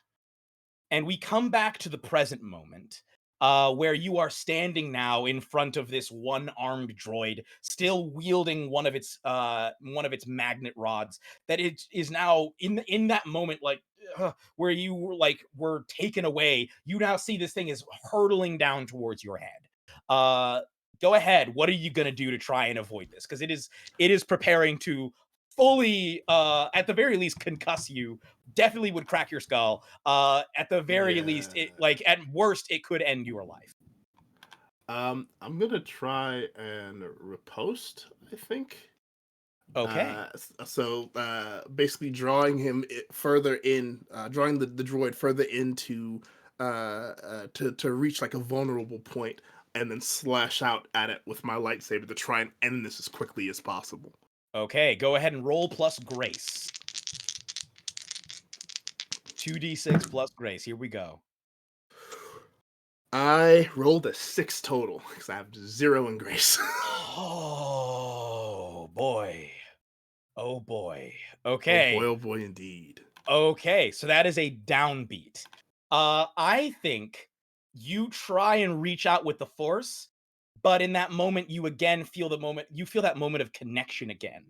And you feel like that, and you see the now smiling face of Lady Zhal in your mind, this moment that could happen in the future. And I think that you are afflicted with the hopeless condition. Okay. And That makes before sense. you can, as you try to reach out with the force to riposte, you instead are too distracted by this moment. And all what you reach out with the force and grasp is that memory and those emotions and that premonition. And those are the last things you see before everything goes black Oof. and you collapse to the ground. So that brings us back up to the front of the ship with Kalzar and Jaxo. Kalzar, you have contacted this being. You can feel it now moving. I think all of you can feel, even you, even you who are unconscious, Merrick, feel something shifting, as though all the force around you is being displaced by something moving towards you very quickly. And those of you who are up front, the silhouetted against the nebula and the asteroid fields surrounding you, you see this being. It is long. It has a huge head that is like comes to a point, like a sharp point. On its where its eyes would be, there are instead just these cavernous masses of black swirling energy. Not just like eyes, huge. Like these things look like they could be. Each of the eyes look like they could be about as large as your ship. Each of these eye holes, and they are swirling with masses of black energy. It reaches out with a pair of arms that have fingers that each of which look like two of your ships at least in length.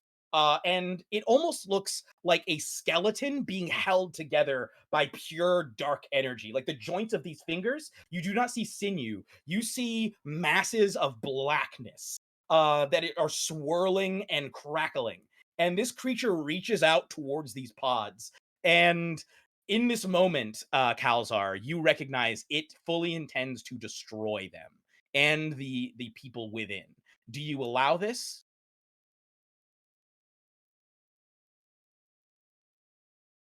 You're muted at the moment. No, I was just ready setting it up. He sits down and looks to his compatriot here. Jasko, what do you feel of them, their fate? I don't think we need to take them out per se. Just get them off of our tails. If I'm being completely honest with you, Sensei. That is fair. And that is balanced. He asks the entities to hold, and he opens the comm to the other ship. And opens a like an open comm to them, Mhm. and You can feel Scar's panic and horror Mhm. at seeing this thing. Suddenly, like no one has seen anything like this thing. It is so huge. As you see its fingers start to curl around this still connected by lightning, this string of pods that was starting to hurtle towards you, it just reaches out and with a couple of fingers just loops into the pods and draws them towards itself. And you can see that you can see that the black energy starts to like crackle around Mhm. the pods as well. It's not Yeah. destroying them, but it is like whoever is in there is not having a good time. It Yeah. is probably not going to be the same when this is over. As this thing pulls them towards it, you can feel her panic. What do you say to her? What do you say to Scar? I try to entice them to relinquish their attack, and maybe they'll survive the day. Go ahead and roll plus heart. That sounds like a good idea to me. Go ahead and entice her to surrender. Nice. We got it. 7, 8 on the die. Okay. Plus I have -1, so. Okay. So that's a 7 in total. Mhm. Okay, that means that you gain a string on them unless you decide to either choose she gets flustered or awkward, promises something they think you want, or gives into the desire. In this particular case, I think she's going to choose to say, okay, okay, okay, we'll surrender. We'll surrender. Call that thing off, please. Call that thing off. I reach out to the entity and say, thank you for your assistance. But I think they've You decided hear to live. you hear back, you have roused me, and I hunger. What do you have to offer if not these morsels? I do believe my home, you know of, may be under attack.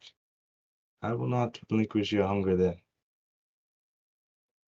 Very well. And it breaks off, and this entity soars above you. Mhm. You can see it like starts to arc off, sort of swimming through space towards planet Framen, Mhm. and the force beacon that is the temple. So Mhm. it heads off into the distance. Mhm. So, I'm gonna say that the fight is essentially that part of the fight is over. I think at this, as you are walking, because I believe, correct me if I'm wrong, Mhm. um, Oros, you were basically heading back to regroup with the others, were you not? Yes. Okay. So you're heading back to regroup with the others. As you are heading back to meet with them, um, the Sorry. suddenly emerging, you see that large, like incredibly tall droid that is one arm sparking, sort of held in. It sees you, and you hear another one. Surrender now. I will not stay my hand, and holds out its gravity rod, preparing to strike you. Yeah, I think Oros grabbed the gravity rod that Lena had dropped, and essentially he's gonna like try to force push it at the chest of this robot Oh, the vibro because blade? yes. Because she sees Merrick just like laying on the ground in like I assume in front of the robot still, correct? No, it has stepped out of that room. So you would not see Merrick. You just know that Merrick has fallen. Got you. Like Then yeah. you probably felt like the impact when he was hit, like through the force, and you know that if this thing is standing here, that means he's no longer in the fight. Yeah, then Um, definitely in defense of her sensei will like immediately like attack mode. okay, cool. Are you just using fight, or are you using another ability in this case? I think it is probably fight for me. I don't have another move in my playbook that would make sense here. Awesome. Go ahead and roll. And I'm going to say, in this case, instead of daring or grace, well, actually, no, I think grace or spirit would make the most sense. I will roll spirit if possible. Okay. 7 on the die plus 2, 9. 9. Okay. Pick 2, and your opponent gets to pick 1. Are you going to gain a string of your opponent? Are you just going to inflict a condition on the opponent? Are you going to create an opportunity for an ally? Or are you going to take an object from your opponent or seize a superior position? I think I'm gonna inflict a condition. Okay. In this particular case, I would think the condition that would make the most sense might be frightened. Okay. Yeah, I think that makes sense. I'm also fine with you because I would say you could kill it if it was just like if you sold it as 10 or above. I think in this particular case, I will say this. If you want it to die, that's fine, but it will get to pick 2 things on you. Got you. No, I You can think just kill it right out, but otherwise but then it gets 2 things on you. Which would you prefer?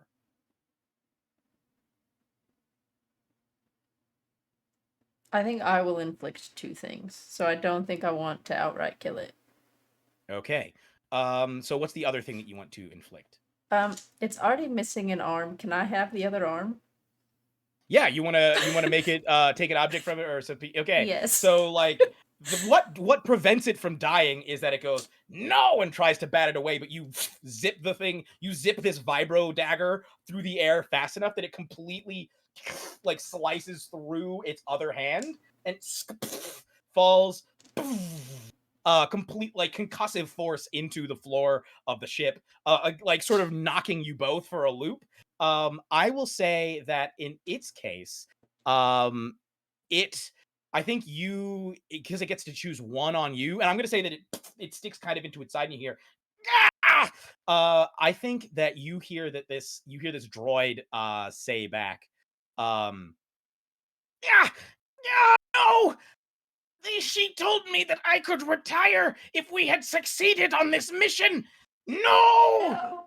And you get like a depth of feeling from this droid that you did not expect, and this droid seems to have genuine anguish at its sense of failure. I'm going to say it inflicts the guilty condition on you right. as you realize this droid actually had hopes. I was going to be a musical droid after this. Now I have no hands. I was going to drum! And it falls to its knees, raising its smoking stumps into the air, like sparking. I don't have the credits to pay for new hands! And then just this sort of retracts back into itself, and then you just hear like a beepy slight type weeping emerging from it, like.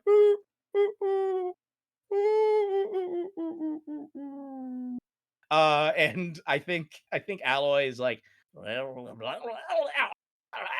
and just like runs down the halls, freaked out by all of this. And in your mind, you hear, "Are you all right? Are you safe?" The safe is a little bit up in the air. I'm fine. Uh, and Merrick, I felt him fall. Yes, I'm trying to find Merrick now, but I don't know. You are able to find Merrick because you pretty much know where he went. You're able to run into the room. You see that Merrick is pretty badly injured. It looks like this thing clocked him right around, probably caught him like right in the spot between his shoulder and his head, and sort of impacted both. You're guessing one collarbone is probably in a very bad way. It doesn't look like his neck is damaged beyond like some severe bruising, but he probably has a pretty nasty concussion, probably has a broken collarbone, and then there may be some serious damage to the shoulder. But he is out like a light right now. Okay. So back up to the front of the ship. You hear over the comms. I think both of you, both Jaxo and Calzar, hear over the comms. Okay, we surrender. We can. Would you like to do this formally? Would you like us to board your ship? What do you think, Sensei? He puts his hand up and gives him a moment, kind of give him some tense as to what we're gonna do next. Then he hits the con. What brought you here? I think at this point, because she's surrendering, she say, Mm. "Okay, we were hired.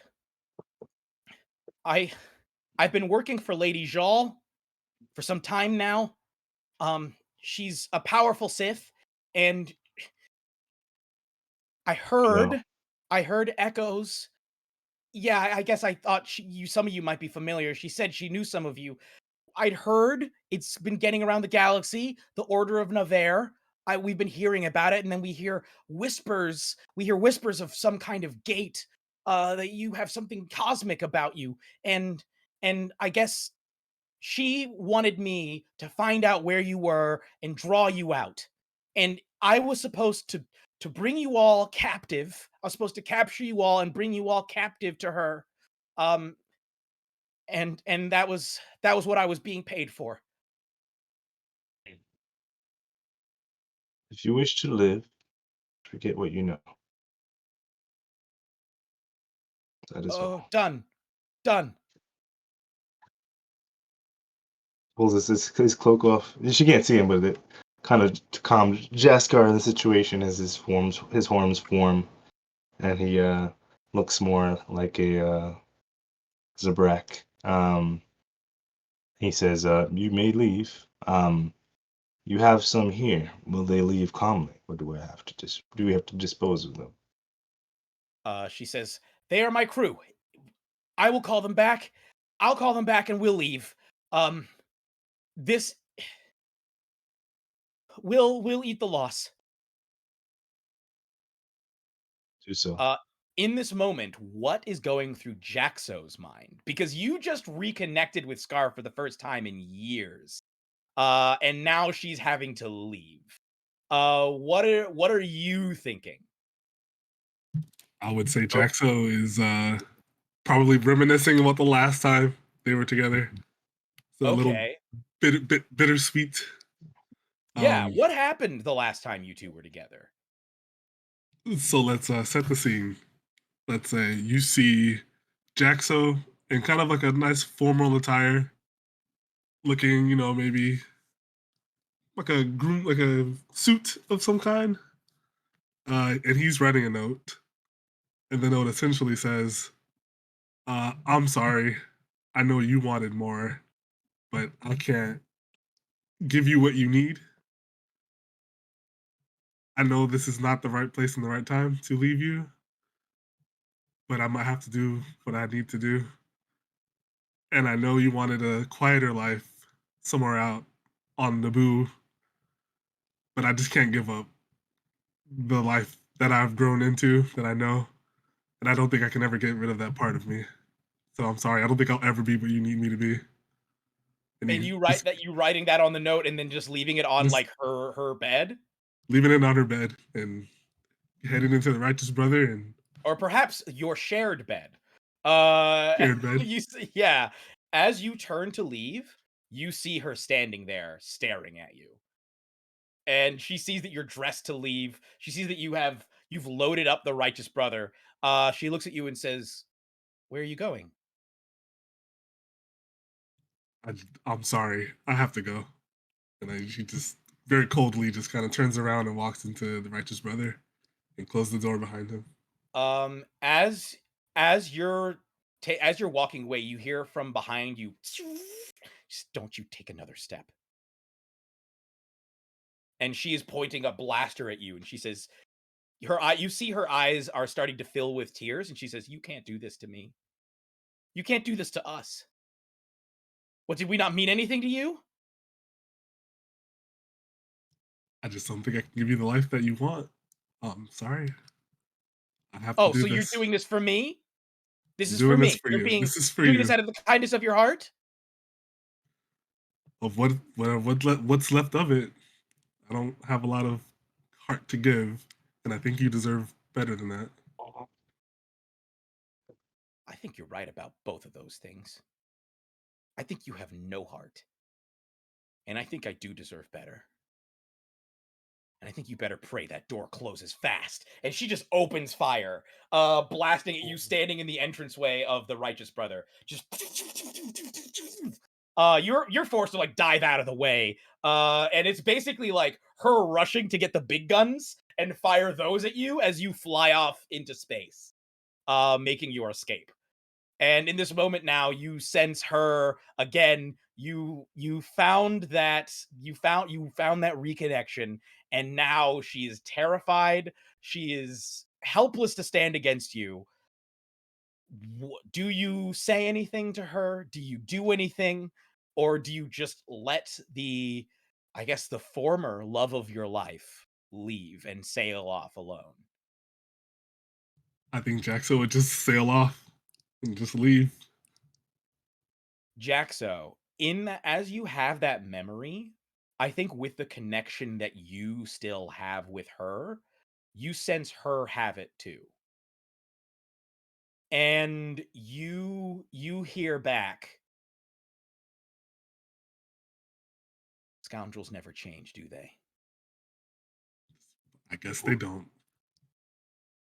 And I try think to in fit. that moment, as she says that to you, and I'm saying this is a private thing between the pair of you, like that you hear mentally.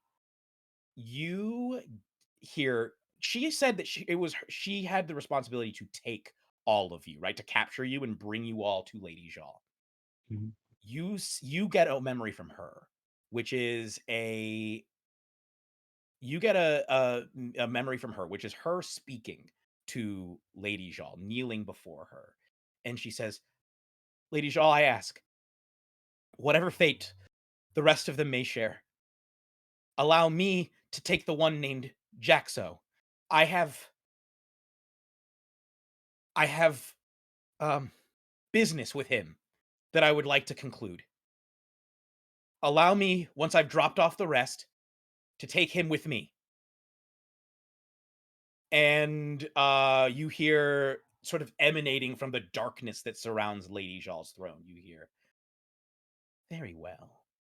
You may take your boy toy with you and sail the stars. I wish you a long and happy life together." And in that, as that moment ends, and that memory, that glimpse into her memories end from just before this voyage, you watch as she starts to turn her ship, and with the damage, she's not able to move quite as quickly. Calzar, were you going to jump in there? We were just in conflict. I'm gonna Mhm. try and figure her out. Okay. Cool. So I got 6 on the die, and I'm rolling to figure her out. Yep. I have 1 wit, so I got Okay. 7. Okay. In this particular case, I believe because you rolled a 7, you can Mhm. ask 2 questions, and she gets 1 question of you. What questions would you like to ask? The questions include: what are your feelings towards blank? What do you hope to get from blank? How could I get you to blank? Or what do you love most? Or how would you feel if I blank? In this moment, just before she leaves, sees Jaxo's reminiscing. What are your feelings towards my I don't think this is even a conscious thing. I think it's just you look into her mind. You're able to sort of pierce the Yeah. bounds of her mind. As of right now, Mhm. she's kind of a raw nerve, and Yeah. her feelings towards Jaxo, anger, Mhm. hurt, uh, and lots of pain. All of this surrounding love. There is still a And genuine love there that has never gone away, despite all of the pain and anger that weighs it down. I guess what I would try to figure out would be how can I get her to forgive him? Ooh. Or how can we get her to forgive him? I think what you look at is I think you see in her heart, Mhm, what would cause her to forgive him mhm, is if he genuinely asked for it and made himself vulnerable to her. And you feel in the moment he did mhm, not choose to do that. Like just now, you can feel mhm. like with the sense of pain that she's currently feeling, he did not choose to do that. I'll tell her to wait. Hold on. And he's gonna mute the comms and mute the comms to the ship. And he looks at Jaxo, and he's gonna try and entice Jaxo to um, bury the axe, bury the hatchet with her. Okay. Are you okay with this roll, Jaxo? Are you okay with him rolling against you? 100%. Okay. Okay. Go ahead and Oh, roll. I forgot. Because we were in conflict and did figure it out with the person, I get an extra question because of whispered Mhm. secrets. Okay. Um, I want to know what makes her insecure. Like, what would basically, if you say the wrong thing. Mhm. Uh, Probably, I think her biggest insecurity, in this particular case Mm, is, uh, being insufficient, not being sufficient. enough. Okay. Whether that's not being enough to complete a job, whether that Mhm, is not being enough, like, of a boss for her mhm, employees, whether it's not mhm, being enough for a partner in a relationship. mhm, She feels a deep sense of inadequacy that she has tried to overcome by becoming a very feared bounty hunter. mhm. That is her biggest insecurity. Okay. Let me roll my entice on this guy first. Okay, so we got 6 on the die. Mhm.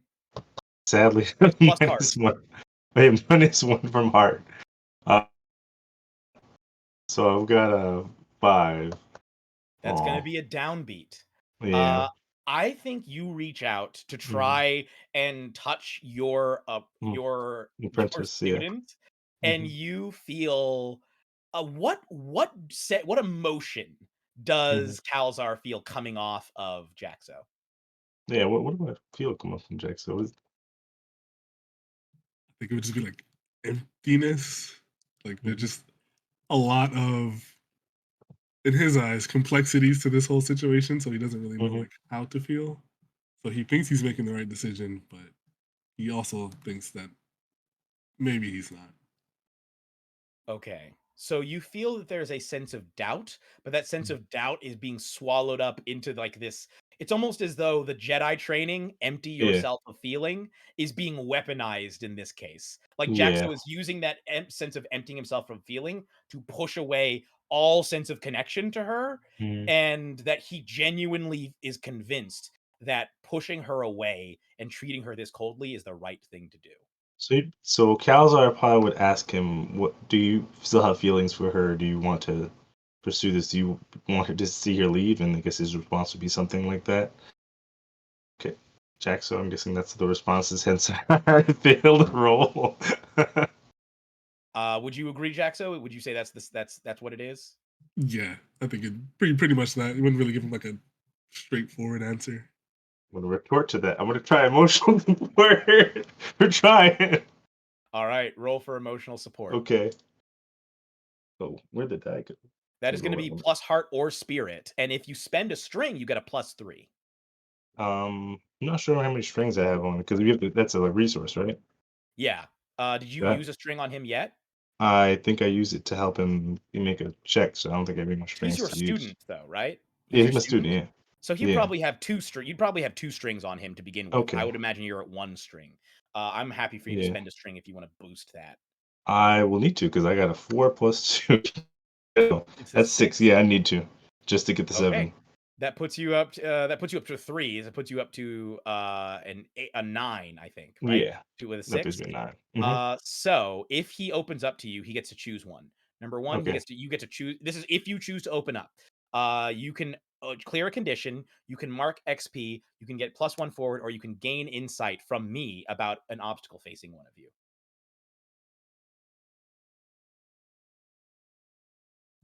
I think Jaxel would open up because he really feels like his sensei is pushing for this.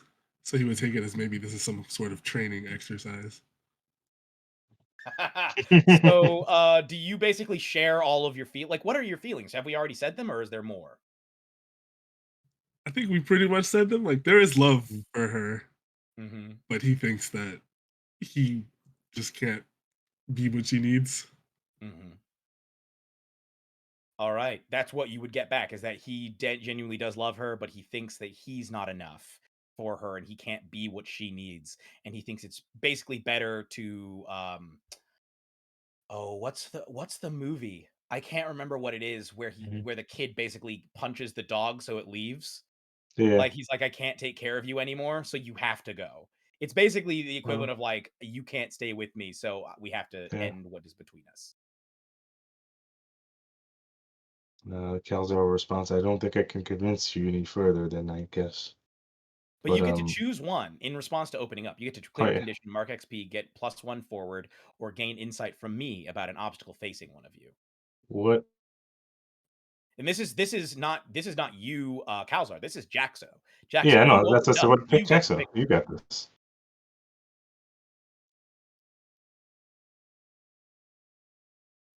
I think I'm gonna clear the angry condition. I think Mhm. you wouldn't be angry anymore. It'd just be kind of mixed feelings. Everything seems to have calmed down a little bit. We're still somewhat in conflict, but not as much as we were earlier. Over the comms, you hear, "Are we good to go? Is that it? To Jackson. Are we done?" We're done. Just please be safe out there. She turns and begins her trek away. You see as she begins to fly away, you can hear you hear like the whole ship sort of, actually no, I guess she wouldn't detach them. She would leave them attached, and she just flies off, and those that have the pods that had been deployed, she sort of they get drawn back around her ship as they begin rotating again, and she flies off into the distance. Now, ver now, as I'm assuming that because you realize that your temple has likely already been invaded, you're heading off to planet Fromen to try and stop Lady Jal with whatever it is Yeah. she's planning. How how quickly would it take us to get here there with our ship?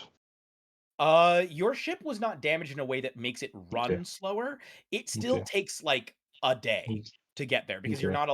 you were most of the way there, but it would still take, Mm. with the distance that you were still about a day's journey away. All right. He wouldn't risk his ability just yet. He determined condition of the crew, so he'd go check up on Merrick, feeling that Merrick had gone down. Yes. So as you're walking along, I need for you. What are your memories of Lady Jal? His memories of Leisure are complicated as well. Give me the Uh, most prominent memory. I think that the most intense memory that you have of Lady Jal. his most intense memory of Lady Jal is in conflict on a Mandalorian planet, as he is in a battle with her, and her master takes down his master.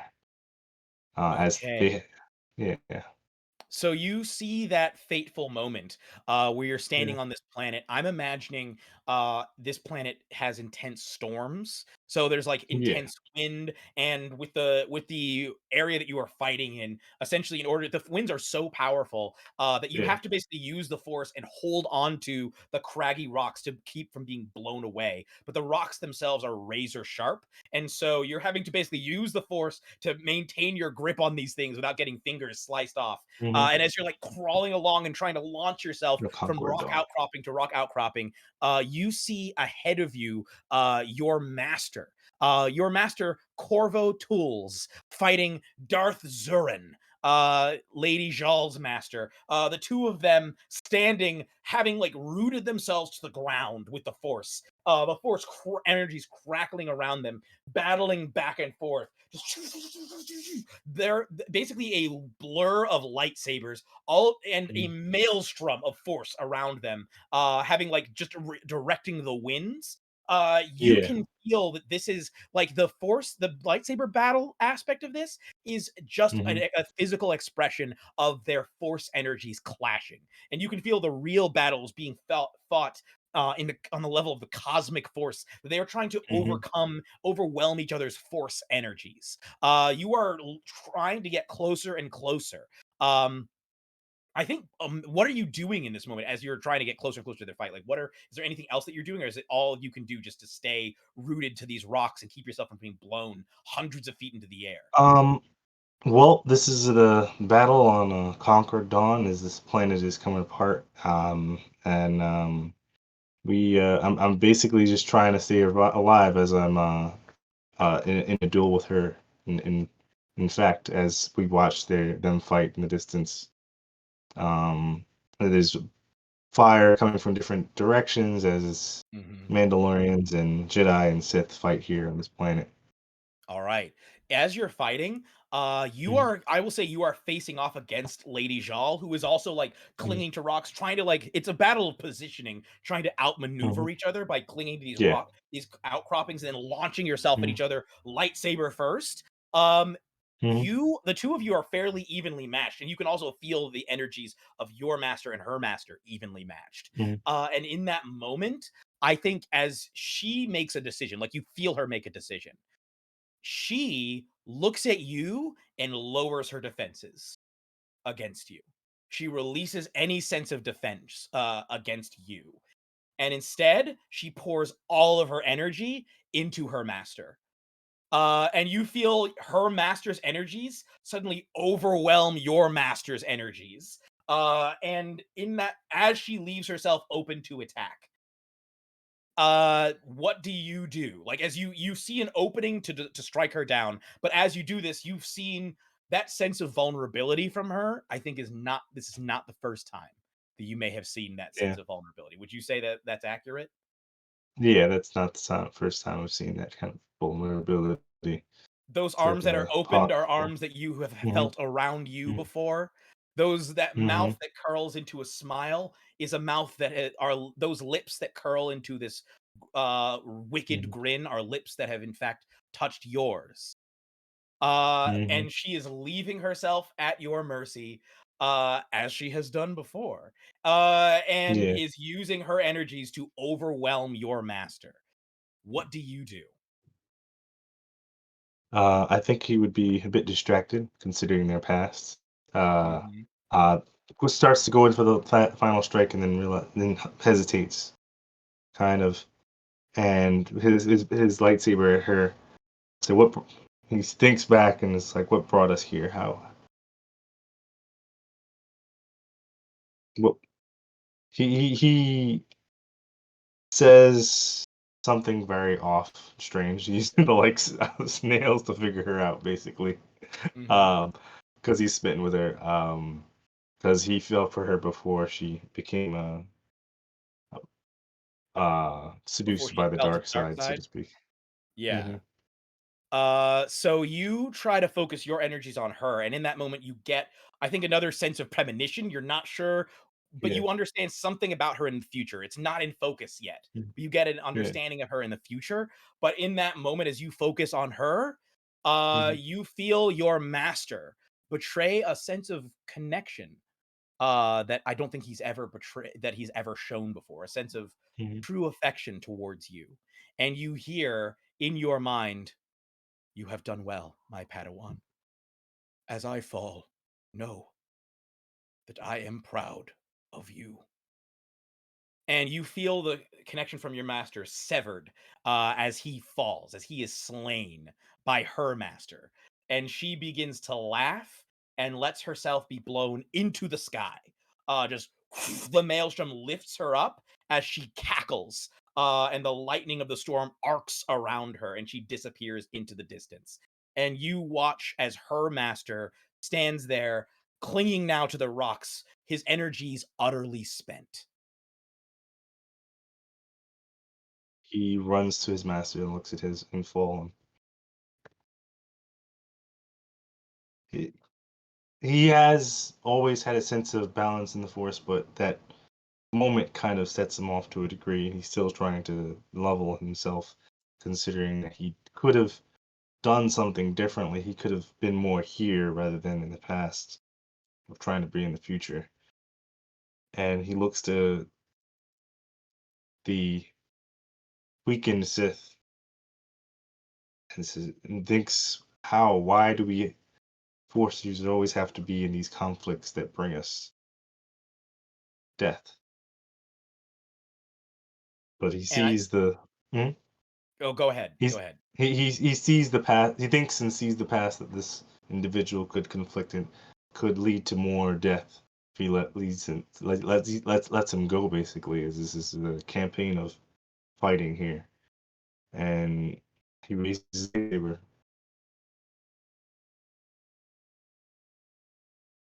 This is get. Say again. Wait. Oh! He raises his saber. Do you kill her master? Do you kill the man that slew your master? If he attacks. I think he looks up at you and says, "The ways of the Jedi shall fall, and you shall be crushed under my boot heel," and reaches out to try and just overwhelm you with the last of his Force energies. You redirect it and attack him. So I guess a roll fight. Oh, there's no which fight. way? This happens. Okay. You strike Okay. down, and with that, we jump back to the present. Now, the Mhm. rest of you, we don't have time to play out full scenes Yeah, necessarily, gotcha. but are there any things that you would like to take care of while you're on your way to the planet? Maybe get Merrick into a bacta tank on the ship.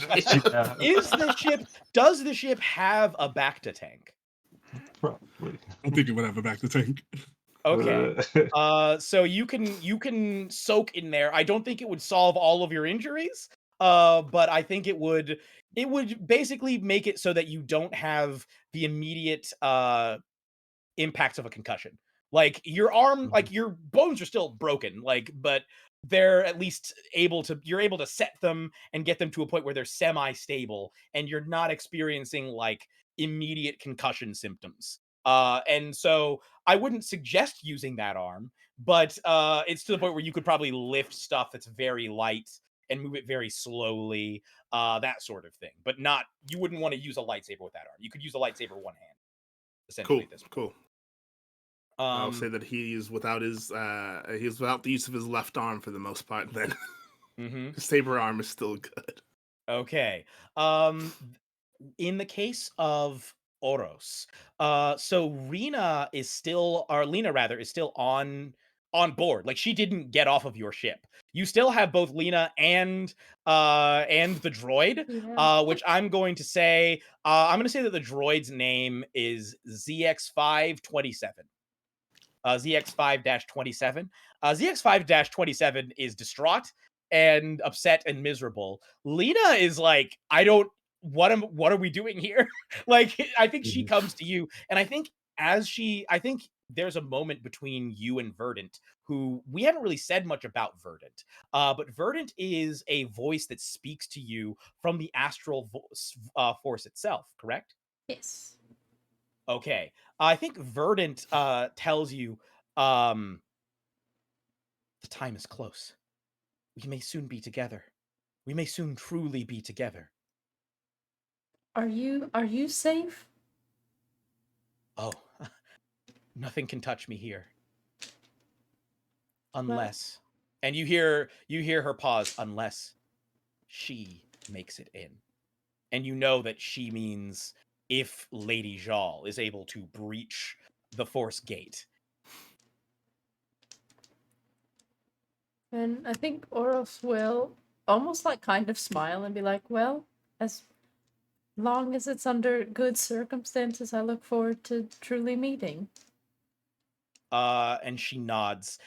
Is there anything that that anyone else is taking care of over this next day, or do we just want to get straight to the temple? Because y'all are basically having to like fly along, like like oh no. I would say Calzar would be reluctant to try and use anything to get them there fast. But he would try to help recover, and maybe have Horos help recover Merrick through emotional support. Do any of you? Yeah, absolutely. Go ahead and roll emotional support. Good vibes out here. Yeah. Yeah. We're playing smooth jazz, or I guess because it's Star Wars, smooth jizz. I don't think that's a good Jizz, oh no. It's smooth jizz over the Oh some no. cool jizz. Cool Oh my jizz gosh. by Parsecs Davis. No. Oh man. I got an 8 plus 3. So I think I'm pretty good. 11. That's 11. Yeah, absolutely. Go ahead. And so some as the dulcet tones of Parsecs Davis play over the ship's sound, over the Righteous Brothers sound system. You you feel, I'm gonna say, Merrick, you feel better. Like the pain that of your arm goes away. You feel it soothed. You feel okay. And I think that's pretty much all we have time for before y'all arrive back at the planet. The planet itself is large. It is well forested. It is as opposed to chunky jizz. Really, it's opposed to, it's more smooth jizz as opposed to hard jizz. Is actually the better way to put it. Specifically, hard bop jizz. So you all you all arrive back at, look, I didn't make this up. That's what you prefer big band jizz, yeah. Big band jizz is the stuff, man. But look, I didn't make this up. This is George Lucas. Take it up with George Lucas. I did not make this up. Y'all can look it up. It is in Star Wars Don't encyclopedias look it going up. back Don't look it decades. up. That is what they are playing in the Mos Eisley Cantina.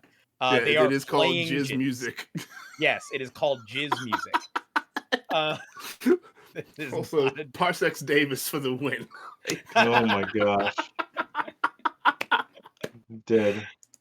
So you arrive back at Planet Framen, which is covered. It feels like it's like a sun of the Force. Jizz does bring clarity. It's true. It brings everything into focus. Sure it does. At least after you finish listening to it. So as you arrive, I was gonna say, you all are able to fly directly back to the temple. The temple on this well-forested, it's not a jungle planet, it's more of just a forest planet. And there are different biomes as well. But each of them is teeming with force energy and force power. The temple itself is located in what is essentially a massive valley. That it's like a monstrously huge valley. That as you fly in, it is well forested, and inside of this valley is basically a vast cavern. The cavern, the best way to describe it is if you look at the inside of the Large Hadron Collider, but give it instead of it like being add in forests, add in elements of like large construction, like large stone and metal construction, and also add in arcing blue light that, like, it's like veins of blue light that pass through this place. But the temple, I'm imagining, correct me if like y'all can naysay it, but I'm imagining is essentially built in this, which was one of like basically the large chamber of this particular section of the solar of this what do we call this thing? The solar engine. You're able to like land in, but you can even feel as you land and even flying above the planet, the force energies of this planet are been thrown out of whack, and there is a large storm gathering. But as you fly in, this kind of works out because instead of facing off against this army of dark force users, you see there is like the normally bright the normally bright temple is blackened. It is utterly blackened. It looks void-like as you approach it, and the air around it feels cold. Like you can see frost on the plants, on the vegetation, even from this high, and you can see the vegetation dying. Like it's as though like a necrotic frost is spreading out from the temple site, from the temple of Navarre. And the whole temperature of the planet seems to have dropped significantly. And it feels at first it's a cold rain that is falling like ice. It feels like ice storm, but as you get closer, you can feel like soon this is going to turn into full on. This is going to turn into a blizzard. Um, it's going to turn into falling sheets of ice. This entity that has arrived appears to have taken up residence inside of the temple itself. If anybody wants to make any sort of attempt to connect with any of your, because there are obviously you all are not the only members of the order. It's a whole order of people. There are students, there are senseis, there are individual ronin, all there. What would you like to do as you approach? I'm going to do something that I would plan to do as soon as we got here. All right. I'm going to commune with the unseen. It's my special ability. When Okay. you perform a ritual to commune with the unseen, you give a dangerous unseen, a strength on you, and roll plus spirit. So we're gonna try and connect with some. I guess probably the same entity would be. Mhm. I want to hide basically the gate. Ooh, okay, okay. Go ahead and roll. Go ahead and roll. Yo, that's sick. You're gonna try and hide the energies of the gate to basically send this thing away. I got a 10 on the die. Ooh, Oh, we this love is to one of see the it. only successes we've had. The only, not even Plus successes. 3. 10 plus 3. Oh my goodness. You have to give it a string on you, Oh but my- even if it uses its string to influence you, it can't Yeah. lower you past an upbeat. Nope. There's That was nothing it can beautiful. do. That was Okay. beautiful. I love it. I need for everybody to contribute to this because we're reaching the end of our stream. How does Yeah. everyone describe for me how everyone here contributes in this moment to this energy? Like, because you can feel Kalzar reaching out through the force to touch, like, commune with this being. You can feel the incredible danger that this thing poses to each of you. How does each of you contribute your force energies to try and help with the situation? There are still He presumably appreciates hostages. that. There are You tell presumably him exactly what he's doing. Okay, and he also Yeah. tells you what he's doing right Yeah. before they do it. Yeah. How do each of you contribute to this process? There are still presumably Sith there. There's still presumably members of the Order of Navarre there. There's still you all. What do you do in this moment? I think Merrick would contribute his memory of what the energies of Lady Jal feels like, so that we can attune the effect, so that she in particular also is unable to see the gate. Okay.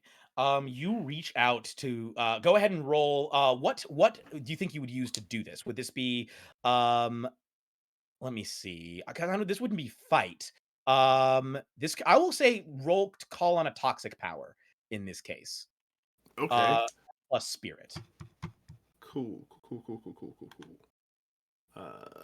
So spirit.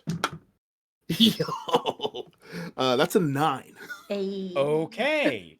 All right. So hold that thought. We're gonna jump over to Jaxo. Jaxo, what are you doing to help with this process? I think we're still on the ship, right? You're still on the ship. Yeah, you're flying in. This is not, you don't want to get on with that thing there. It's not a good idea. So still kind of holding the ship steady, but Mhm. trying to contribute and reach out to any of the other students that I can, just to kind of siphon that energy and hand it over to Kalzar. Okay. So you're trying to like draw energy from them and use that to help boost Kalzar's efforts? Yeah, Ooh, okay. So it's like a spirit bomb. You're like a walking spirit bomb. that's exactly what I was thinking. Okay. I'm going to say then use what's something we haven't rolled. I guess in this case, would it be? No, it wouldn't be smitten. I guess it would have to be entice, wouldn't it? I don't think. How about you roll entice? How's your heart? -1. Ha! That's true. Yeah, that makes sense. To be Yep. honest. All right, here we go. I got 5 on the dice, minus Okay. 1 from the heart, but also minus an extra 2 because I'm still under the insecure condition. Oh, I forgot he had a bunch of conditions. okay. So that's a 2. Hold that thought. Hold that thought. Oof. We're gonna go over to Oros. What are you doing in this moment? You feel that, like, you recognize. I think even Verdant tells you. Verdant is like, if she or that thing gets in, it's. I don't know what damage they could do, but please stop them. Yeah, I And think you can feel the hands, you can feel her hands. I don't think you've ever seen Verdant, but you feel her hands on your face, and her forehead touching yours, through the force, through the power of the force. What do you yeah, do? I think being back on the in the temple and like in the area around the temple, this is the area that Oros is very familiar with, and so I would like to like flavor wild friends here to essentially like go like send her senses throughout the temple to all of the spaces where there is either plant life that she has been like spending a lot of time learning about, or like small creatures that just exist throughout this space, to identify like essentially where the Sith forces are, where like our people are, and be able to just like kind of do some sort of like guise to like navigate people in ways that like remove them from the places we don't want them to be. And so like using that sense to push to Kalzar to be like, these are the paths that are okay, these are the paths that we absolutely do not want them to be on. Okay, go ahead and roll. So it doesn't say a That is roll. sick. Oh, it's not a roll. It's just a move that It automatically is just happens. a move that I have. Let me see this. Wait a minute. It's just a move. Oh wow! It's his wild Let's friend. I go. can Yeah. roll something because It's it's just like yeah. flavored differently, but there isn't a rule like a Oh, roll in the influence rule with book. strings. Oh, Yes. okay. All right. I need then for you to, I will say, as you reach out, we'll say that this happens first. You reach out and you see through the eyes of those who are there. You reach into this force maelstrom that has been brewing, and you recognize this thing had a day. This thing moved faster than your ship, and has been here for about a day. It has, you sense that there is dark force energy arcing out from those joints on its fingers, piercing through all of the people in this site. And it is currently siphoning their energies away as it pumps more of its energies into them. And as it pumps its energies into them, you can feel their bodies calcifying as they turn into solid bone. Their life forces and force energies are currently being drained. Every person here. That's all of the members of the Order of Navarre. That is also the Sith. But you recognize where all of them are, and you recognize that they are currently being fed upon, because what was told to this entity was that it could feed on the people there and that you would not interfere. And so it has arrived here and it is feasting. That is what you sense. Um, as in the case of Merrick, you sense that Lady Jal is racked with agony. She is trying to resist but cannot overcome. She has managed to hold on to more of her power than probably anyone else here, and is trying to battle and repel against this thing, but it seems like the more force energies she pours out of herself, the more it just absorbs and redoubles its efforts. And you can sense that these black lines that are piercing everyone, they're hanging from her eyelids, from her nose to nostrils, from her mouth, from her ears. They are drawing everything out of her, and piercing her through the chest. She is in utter agony in this moment. You were reaching out to her to try and hide the knowledge of this thing from her. And you rolled, what did you roll? You rolled a success? Yeah, it was a 9 total. Okay, so in this particular case, that is a mixed success, and because you were reaching out to call on a toxic power, it's going to you get to choose one. I'm going to say you can choose one effect, and I'm going to choose one. Okay. Which effect do you want to pick? And you To don't have to. You like can pick any effect that you want. Like you could choose to. You can choose to sever her knowledge.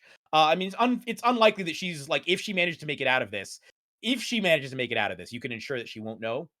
You can erase all memory of this, or you can choose to free her. I will say that is your choice. You can say, hey, maybe she survives, but at the very least, she will have no knowledge of this, and anyone that she's associated with, I will allow you to erase knowledge of this place from her and her associates, or you can save her and she retains the knowledge.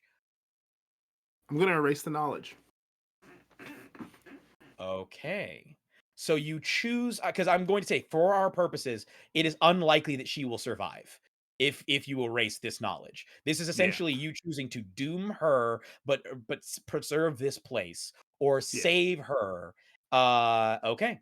And you Yeah, choose to and as he makes this decision, he will one last time through the force will just poke at her, and our unfinished business is now concluded. you feel all of her hatred and all of her rage reach out as you doom her and all of her Sith, among whom is a consciousness that you remember. Oh no. You feel an individual whose name at first you do not recognize, Darth Baelus. But you know that Sith take titles when they become full-fledged. You feel Alania, Darth Baelus, most of her body having been replaced. As she fell under a hail of blaster fire, most of her body has been completely replaced with mechanical parts, which, if anything, make her better at piloting. And inside, the thing that kept her heart beating this whole time was a love for you and hope that one day she and her beloved, well, not Darth Khan anymore, Merrick. Perhaps she was the only one among the Sith who knew your true name. She has been holding out hope all these years that one day she would be able to reconnect with you. And you feel that connection. And you have time to say one thing before you doom her.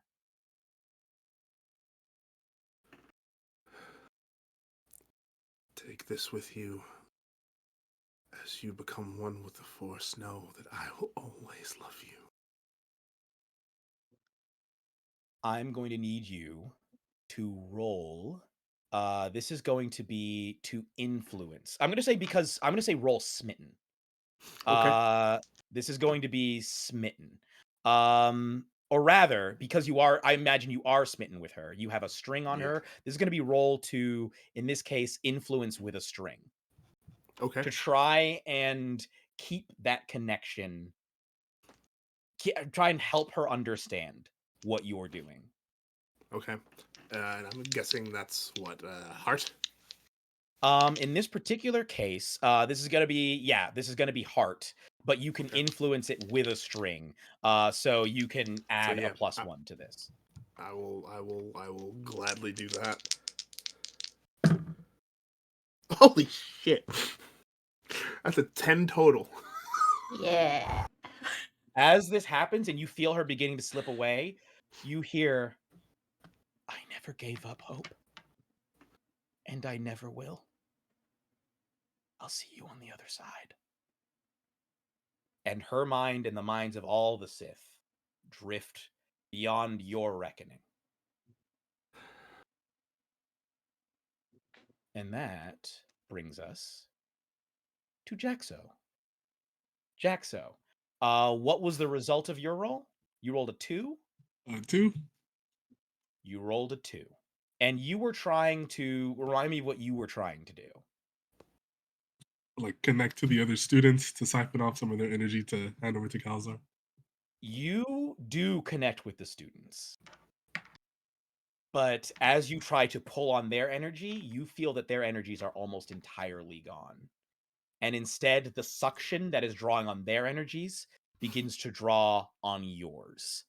And those of you who can see Jaxo, watch as black starts to ooze from his every orifice. It is running out of his eyes, nose, ears, his mouth. You watch as Jaxo's essence is being drained from him. Oh, I have a bad feeling about that. So that brings us now to the last two of you, because I believe we have not yet determined the full effect of either of your efforts. Now one of you got a resounding success. Remind me again, what did Oros get? Oh, it's just automatic, isn't it? Yeah. There is no roll. I will let you attempt to influence this situation in a way further. Because now the energy of this thing is aboard the ship. I will say that you absolutely, first of all, I will say that absolutely, Kalzar, you shut off this thing. You managed to create a bulwark between this thing and the gate. It is like any sense of power that it may have gotten from the gate. In fact, any sense of power that it may have gotten from this planet. I will say with the resounding success that you had, it utterly works. However, now its attentions are on you. You feel, I think, through the Force, the Sith are doomed. You feel the Navarre are likely also doomed. Which means the last remaining Navarre are on board your ship. There are 1, 2, 3, 4, 5, 6 beings aboard this ship. 7, actually, because Alloy is here. There are Yeah. 7 beings aboard this ship. Because of your success, I will let you save. Let's roll a d6 to find out how many of them you are able to save. Actually, I only used one of the abilities from that. You only used one ability? Yeah, there's two. Okay. There's 2 more. Okay. No, it was community unseen. If you get to 10 or more, you get 2. I only Okay, used what are one. the other I hate 2? everything. What are the other So ones? the options for 10 plus are hide something from the unseen, learn something important from the unseen, Okay. temporarily alter the unseen, Okay. ask a question, or learn history. Okay. So You get to pick 2 more of those. yeah, just one more. Oh, just one So more. the You get to pick 1 more of yeah, them. so the one I did was basically temporarily because they're alter the unseen nature of the place. So alter the force so that they couldn't detect the gate. Because the Yes. gate would be some type of puzzle or something where they have to figure it out. I basically blanked the area so they can't determine what it is. Yeah. The other thing I'd like to do would be just hide anyone who chooses peace from the unseen, being the creature contacted is unseen. Okay. Hide anyone who chooses peace. Mhm. I would like to ask around the group. Do you, in your hearts, feel as though your characters choose peace on a fundamental level? Uh, as for example, we will start in this case. We will start, and this is like who your character is, not Mm. just like, oh, am I choosing peace right now? This is like on a fundamental level. Do you think that Fundamental that is level. what your character seeks? We will start with Oros. Oros, do you think you choose peace? I think they do. I think thinking back to even the first moment that they had in this conflict in terms of like choosing to like try to attempt to like navigate a conflict situation without actually getting into a fight. I think yes. And I think there's also this like tinge of what does this mean for Verdant in like choosing this. But I think Mhm. that yes, Oros would choose peace. Okay. You absolutely choose peace. I think that makes perfect sense. Uh Merrick.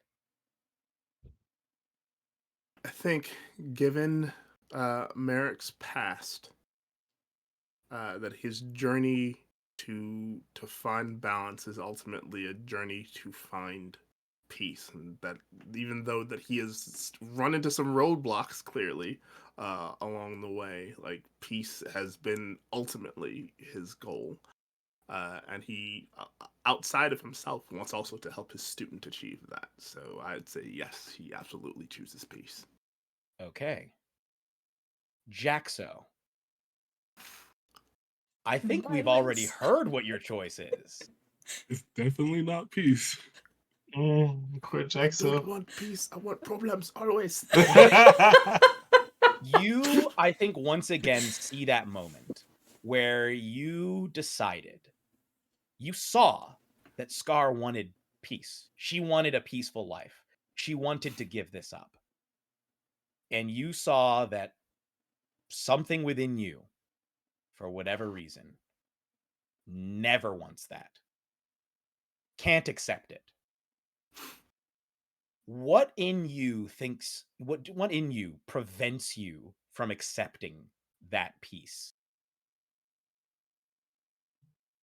I think it's just the commitment, you know, that would be something that he's never committed to anything really in his life, with maybe the exception of being in the Order of Navarre. But throughout his whole life, he's never had to commit to anything. So I think that's a big commitment that he doesn't feel like he could ever truthfully make. And even with the Order of Navarre, half the time you were away still doing smuggling, were you not? This is correct. I think that moment, I think what we go back to is that moment when you were in training as a Jedi and you had thought that you were going to be selected. You were finally going to be selected as a Padawan, only for the leader of the council to enter the room and look at you and say, "You have not been selected, young one. The selection did not come through. Master Nook has changed their mind. They have chosen instead to select another. As such, you will not be accepted into our order. You are too old. You will be sent on a transport in the morning. Gather your things. I will take your lightsaber, your training lightsaber, since you never constructed one." And I think in that moment, that sense of rejection from the one thing that you ever had committed to, the one thing that demanded all of your commitment, has led you down a path where now it's not worth it. It's not safe. And the truth that you had unlocked in earlier, the truth that was given to you by this entity, Kalzar, it unfolds. It unfolds that there are some beings who ultimately do not choose peace. Whether that is because of fear, whether that is because of pain, whether it's because of some other reason. But your student was not one of those people. And there is another on board who is also not one of those people. Since the moment that you met her, Lena has not left your side, Oros. And within her, you can feel a torrent of turmoil. She is always restless. She is always afraid. She is always upset. And you can feel that as Kalzar makes this choice, that those who choose peace will be hidden from the powers of this entity. She will not be hidden. You know she will fall in this moment. But you know there's a way to potentially save her. There is one way that you can think of to potentially save her. The gate is not hidden from you. Through the Force, you could cause her spirit to enter into the cosmic force, to enter into the astral force. You would be eliminating her from the physical realm. You would be consigning her to that existence. but you would make it so she was not absorbed by this creature. And whatever fate that represents ultimately. Do you choose to do it?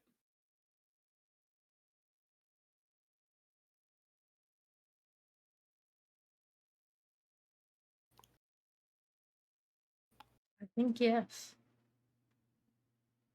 I think yes, because I think Oros thinks about like Verdant and the conversations that they have had and the relationships that they have built, and like thinking about maybe this means that Verdant isn't so alone, like where they are at. And so being able to send someone along to like for Verdant to like teach and like exist within that space, and to give Lena a chance to experience an area that is not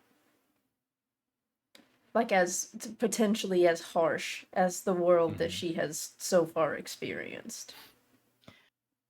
So you can already see that that Jaxo is falling back, his body beginning to calcify in place as this black oozes from him. And you can see that the same has begun to happen to Lena, that the black ooze is running out of her eyes, running out of her nose, running out of her mouth, and her body is starting to calcify in place. And she looks at you with terror in her eyes.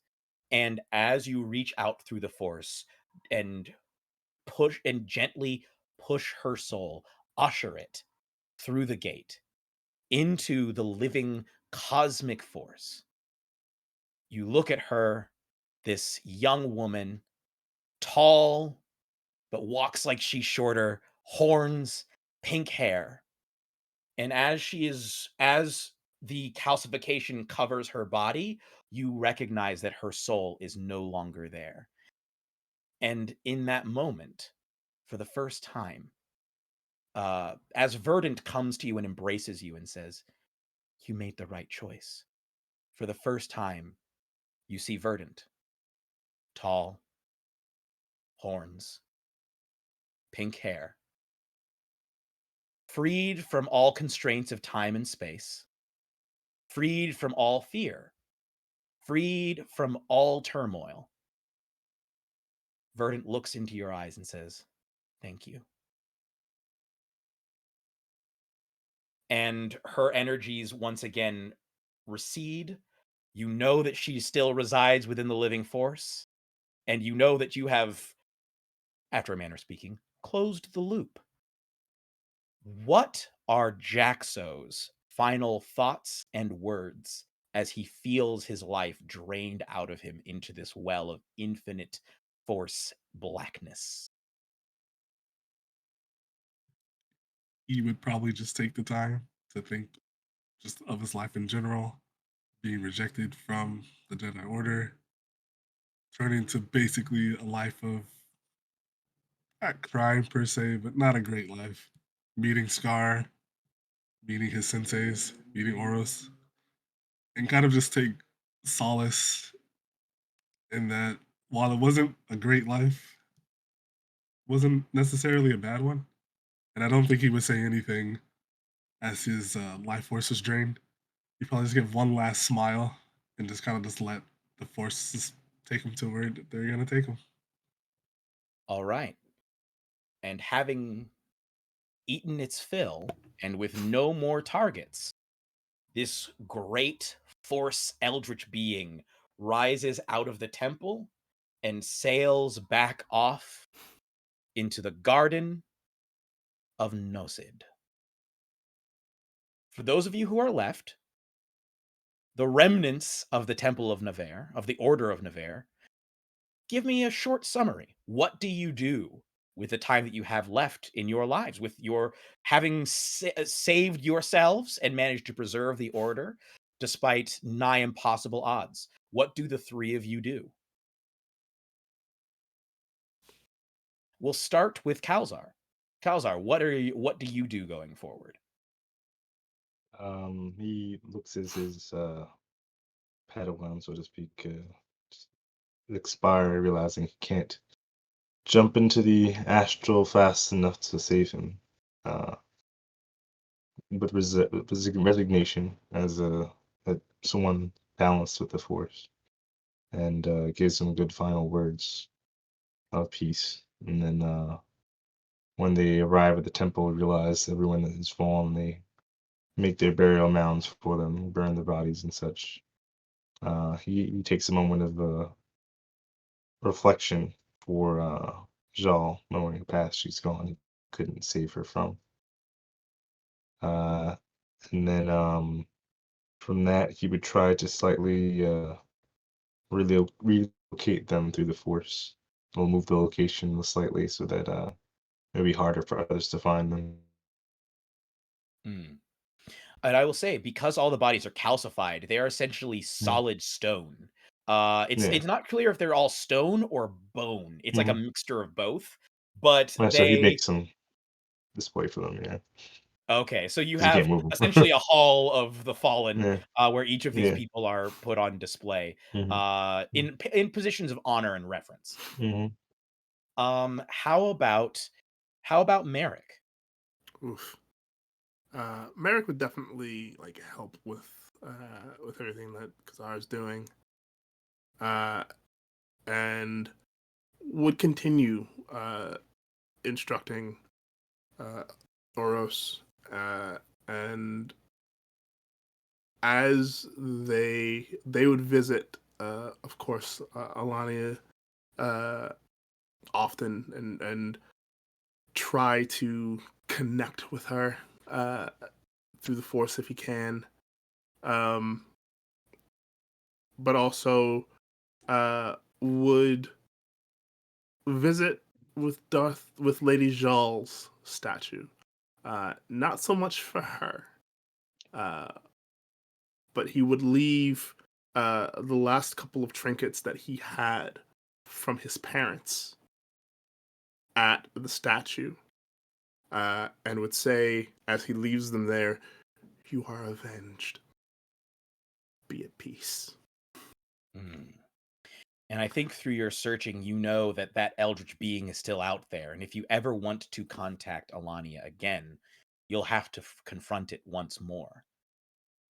But And he will likely do that like once Oros's training is done. Oros, now that you have understood Verdant on another level, what do you do going forward? Yeah, I think like Oro still carries a little bit of the guilt of like the interaction with the droid that had tried to board the ship. And so initially I think is on a like what can I It do chose to peace, assist? by the way. Yeah. He's still alive. That guy's still alive. He wanted to be a musician. He actually did choose peace. Yeah, I think working with Merrick in particular to attempt to do like once we better understand the context of this droid and like what it actually wants to move towards and knowing that it did choose peace, like figuring out how we can assist and like do some repairs or just like figure out how to help it through the next like steps and assisting with that. But I think afterwards continuing to just like stay in like deep communication with Verdant, and then as they complete their training, really focusing on missions that are like really based in a like understanding where people are coming from and seeing if there are ways to help them navigate to a different path that would better suit them. And so people very similar to Lena, who became Verdant, and like trying to find people that are like like not wanting to be in their situation but very unsure about how to get out of it. And I think that is like the path that Oros chooses to walk. Awesome. And I think as you start to rebuild, because almost the entire order was wiped out in this attack, I think the first new student who joins is in fact the droid. Perhaps the first force sensitive droid in all of Star Wars. But look, you can't be on this planet that long and not become force sensitive. It's just what happens. So as the temple, as the order and the temple of Navarre begins to rebuild, and you all look towards a hopefully brighter future and more balanced future, that is where we're going to end our game. Thank you all so much for joining. This has been a blast. This was really fun. It was great seeing you all in chat. Thank you everybody who likes to watch Casual Quest who came over. And also thank you Natalie. I just saw you. Hey Natalie, thanks. Thanks for stopping by. So yeah, let's go ahead and close it out. Everybody say who you are and where folks can find you. We will start counterclockwise. We'll start with you, Geronimo. Where can the folks find you? You can find me on Twitch under Geronimo, taking a bit of a hiatus at the moment. But you can also find me on Twitter, same thing, Geronimo. See you on Twitter. All right. That brings us to Rezmonk.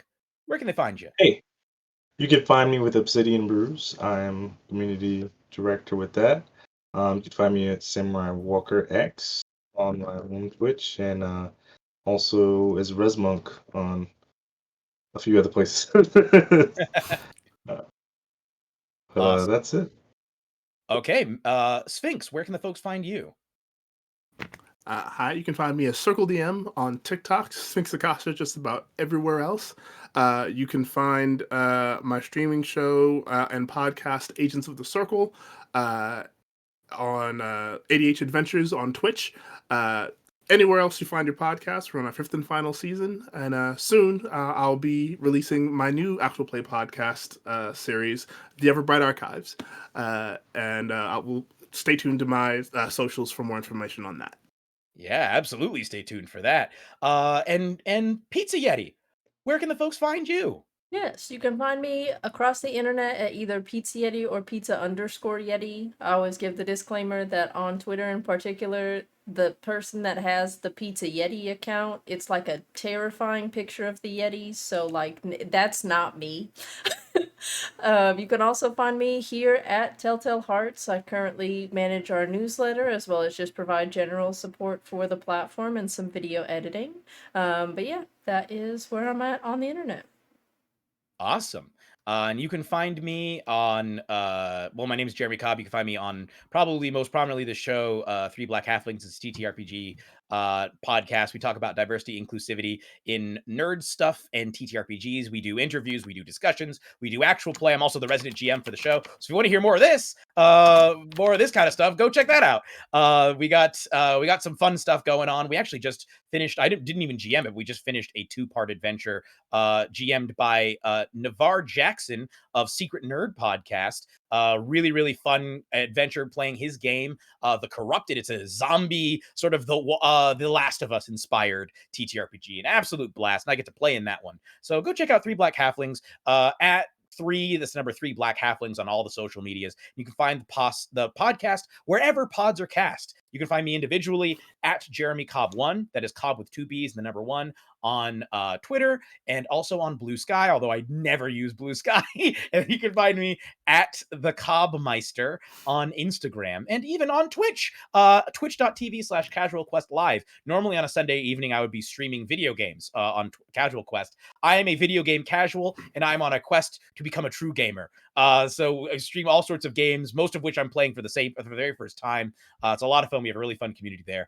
But yeah, I want to say thank you to Taletell Hearts. I want to say thank you to all of our incredible players. I want to give Pizza Yeti a specific shout out because they were running tech. They were running the stream as they were playing, and they did an incredible job. Everybody did an incredible job, but it's one thing to play and do an amazing job. It's another thing to play and do an amazing job while you are running the stream.